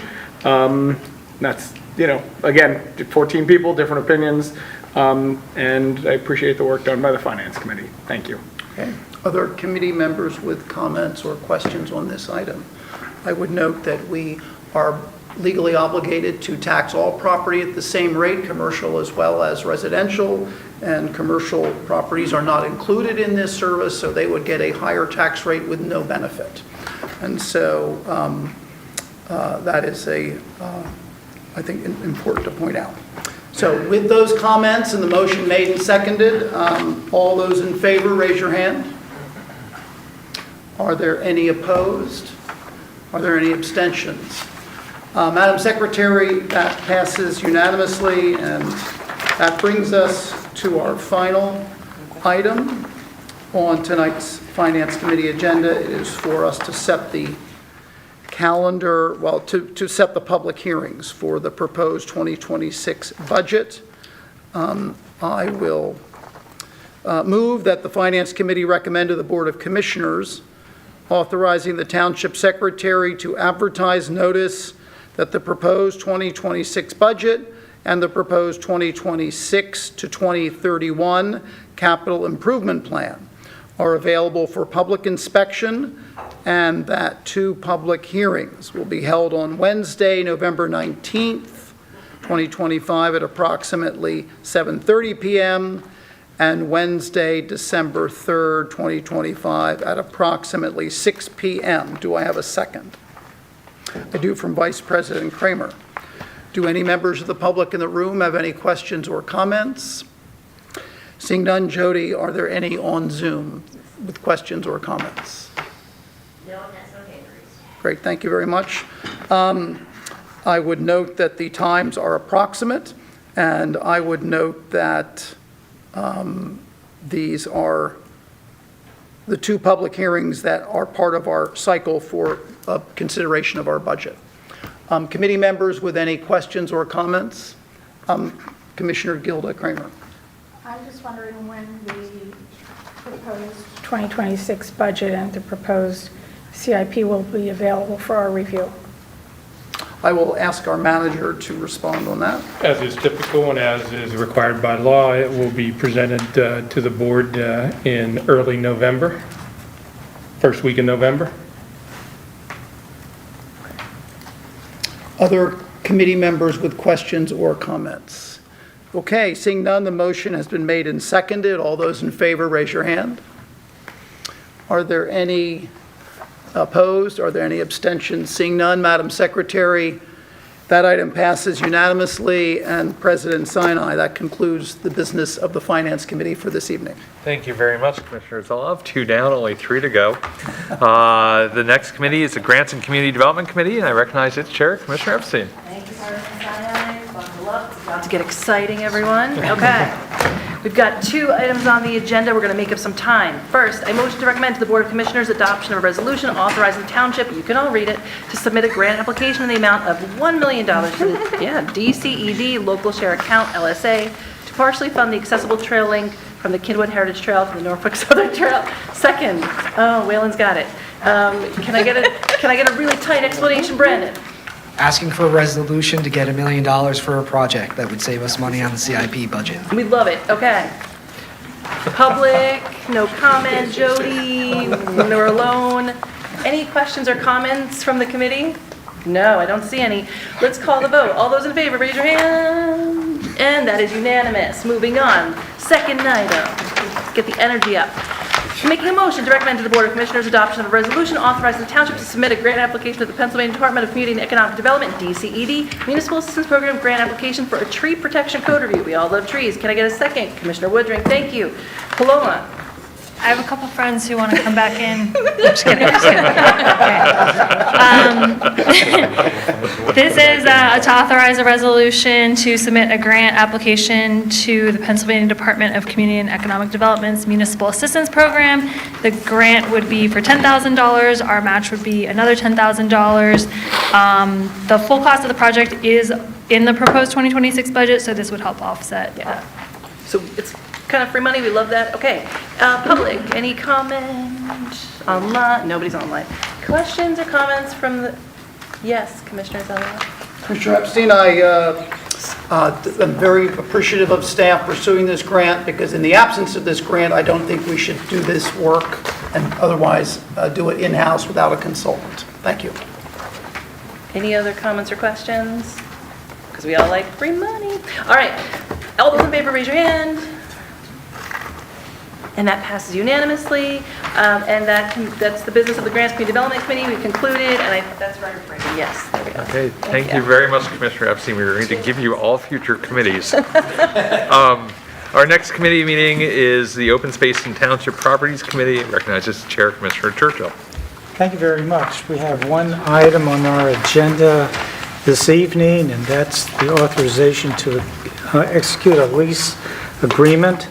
I would like to put the motion on, and if it's seconded, we can talk about it further. Consider for recommendation to the Board of Commissioners authorizing the execution of a 20-year lease for New Horizons Senior Center to assume operations at the renovated Ashbridge House facility. Do I have a second? Commissioner Gavin, you do. Ernie, would you be the appropriate? Certainly, Commissioner. We've talked about multiple times. We're spending $5 million approximately renovating Ashbridge House with the intent to have New Horizons Senior Center begin operations there. We've worked with the solicitor and with New Horizons to draft a lease. While it's a 20-year lease, there's a 7-year out and an out every year thereafter, and after the 7th year, in case either party wants to get out at that point. It's a $1 lease, like our leases for other senior centers that we lease to in the township. They would like the lease to become effective February 1st. They're still working on the process of acquiring all the furniture and the kitchen equipment and everything they need to be set up and ready to go. But the lease has gone through discussions back and forth and been drafted by our township solicitor. Be glad to answer any questions. Thank you. Is there any public comment on this issue? Seeing none. Commissioner comments, questions? Commissioner Gabbard. I am beyond thrilled to support this. This has been years in the making. Ashbridge Park is, I hear a lot of times it's one of the jewels of the township. It is centrally located, relatively centrally located within the township. And the house really has been used twice a year as a voting location. And it is something that has been needed to be done, and really grateful to our Parks and Rec Committee and our staff, who has done a wonderful job renovating the building, making it handicap accessible. This is an incredible use. It will not overly tax the park. It will not create negative externalities. This is something that's desperately needed. It's desperately needed for the seniors in our township. It's needed for this Class 1 historic resource. Just thrilled to support this. So thank you. Thank you. Any other commissioner comments? Yes, Commissioner Kramer, sir. Yeah. I hesitate to do this in light of the hour, but don't worry. There's a section 9B under commercial general liability insurance, which provides a combined single limit of only $1 million per occurrence and a general aggregate of $2 million. Given the fact that we've spent $4 to $5 million to renovate this property, is this adequate, or do we have some other form of insurance to cover the unlikely event that there might be a fire that could damage it and could well exceed the $1 million provided in this agreement? That's a common requirement that we impose on our tenants, our senior citizen tenants in our buildings. but our property insurance, if we had a loss, would step in and cover anything over and above. Okay. Any other questions? Seeing none, I'm sorry, Jody, is there anyone online that has any questions? Thank you. I'll call the questions. All those in favor, please raise your hand, say aye. Those opposed, abstaining, seeing none, so this passes unanimously, and that concludes the business of the Open Space and Township Property Committee. Thank you very much, Commissioner Churchill. Our last committee meeting for this evening is the Economic Development Committee, and I recognize its chair, Commissioner Gavin. Thank you, President Sinai, the meeting we've all been waiting for and why everyone showed up tonight. Economic Development Committee, I will start with our one item on the agenda, and I'll start with a motion to recommend to the Board of Commissioners authorizing the township to enter into a memorandum of understanding with Amtrak to jointly market and pursue the development of properties at the Ardmore Station through a master developer process. Do I have a second? Vice President Kramer, thank you very much. Brandon, let's go with an explanation, if you would. Certainly. Last but certainly not least, and I'll keep it quick given the hour, before you is a memorandum of understanding between the township and Amtrak, which only commits the township to entering into a joint venture to market the properties behind Lancaster Avenue adjacent to the Ardmore train station for potential development. That's all that it commits us to. The memo does outline that this is going to be a joint effort where both parties, both the township and Amtrak, will have equal say in searching and potentially selecting a developer. That is all that it does. It does not commit the township to pursuing a developer or a development project per se, but it does outline that the intent is to construct, at minimum, at least 500 parking spaces, as well as other uses on the site. Okay, great, thank you very much. And this is a really important property, right? It's the Ardmore train station, which is being renovated, and if we were at a different stage of this project, I would imagine this room would be just as full as it was before. But where we are right now, this is a memorandum of understanding to explore, working with Amtrak to explore marketing and pursuing an opportunity. So we are not, as you said, we're not committing anything now. We are just saying we will look into it. Is that That is correct, Commissioner. We are just looking and saying that we are open to the possibility and inviting potential master developers to provide us with some options that we can assess with Amtrak. Wonderful. Okay. Do we have any questions or comments from the public?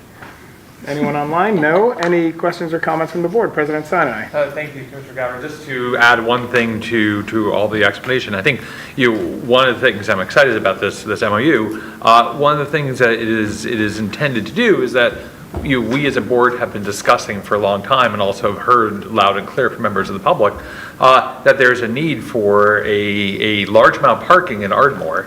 And this is how we accomplish that, right, is to sort of go down this route. So being able to explore this to hopefully deliver parking in Ardmore, I think is very exciting. Thank you very much. Thank you very much. Commissioner Zellow. Commissioner Gavin, it's been 20 years of community review for what was at one time called the Ardmore Transit Center and this parking structure. What this will also do, President Sinai, is with Amtrak's now enthusiastic participation, which we have not experienced, is ideally include frequency of train service in Ardmore. And this community will benefit greatly from that. And so this is a great step forward. That's a great point. Thank you, Commissioner Zellow. Any other comment? Seeing none, we'll call for a vote. All those in favor, please raise your hand. All right, any opposed? Seeing none, passes unanimously, and that completes the business of the Economic Development Committee. Okay, thank you very much, Commissioner Gavin, and anyone in the public. That concludes the business of the Lower Merion Board of Commissioners for this evening. However, my colleagues, we are not done. We have a brief executive session in the caucus room. I agree. Sorry, excuse me.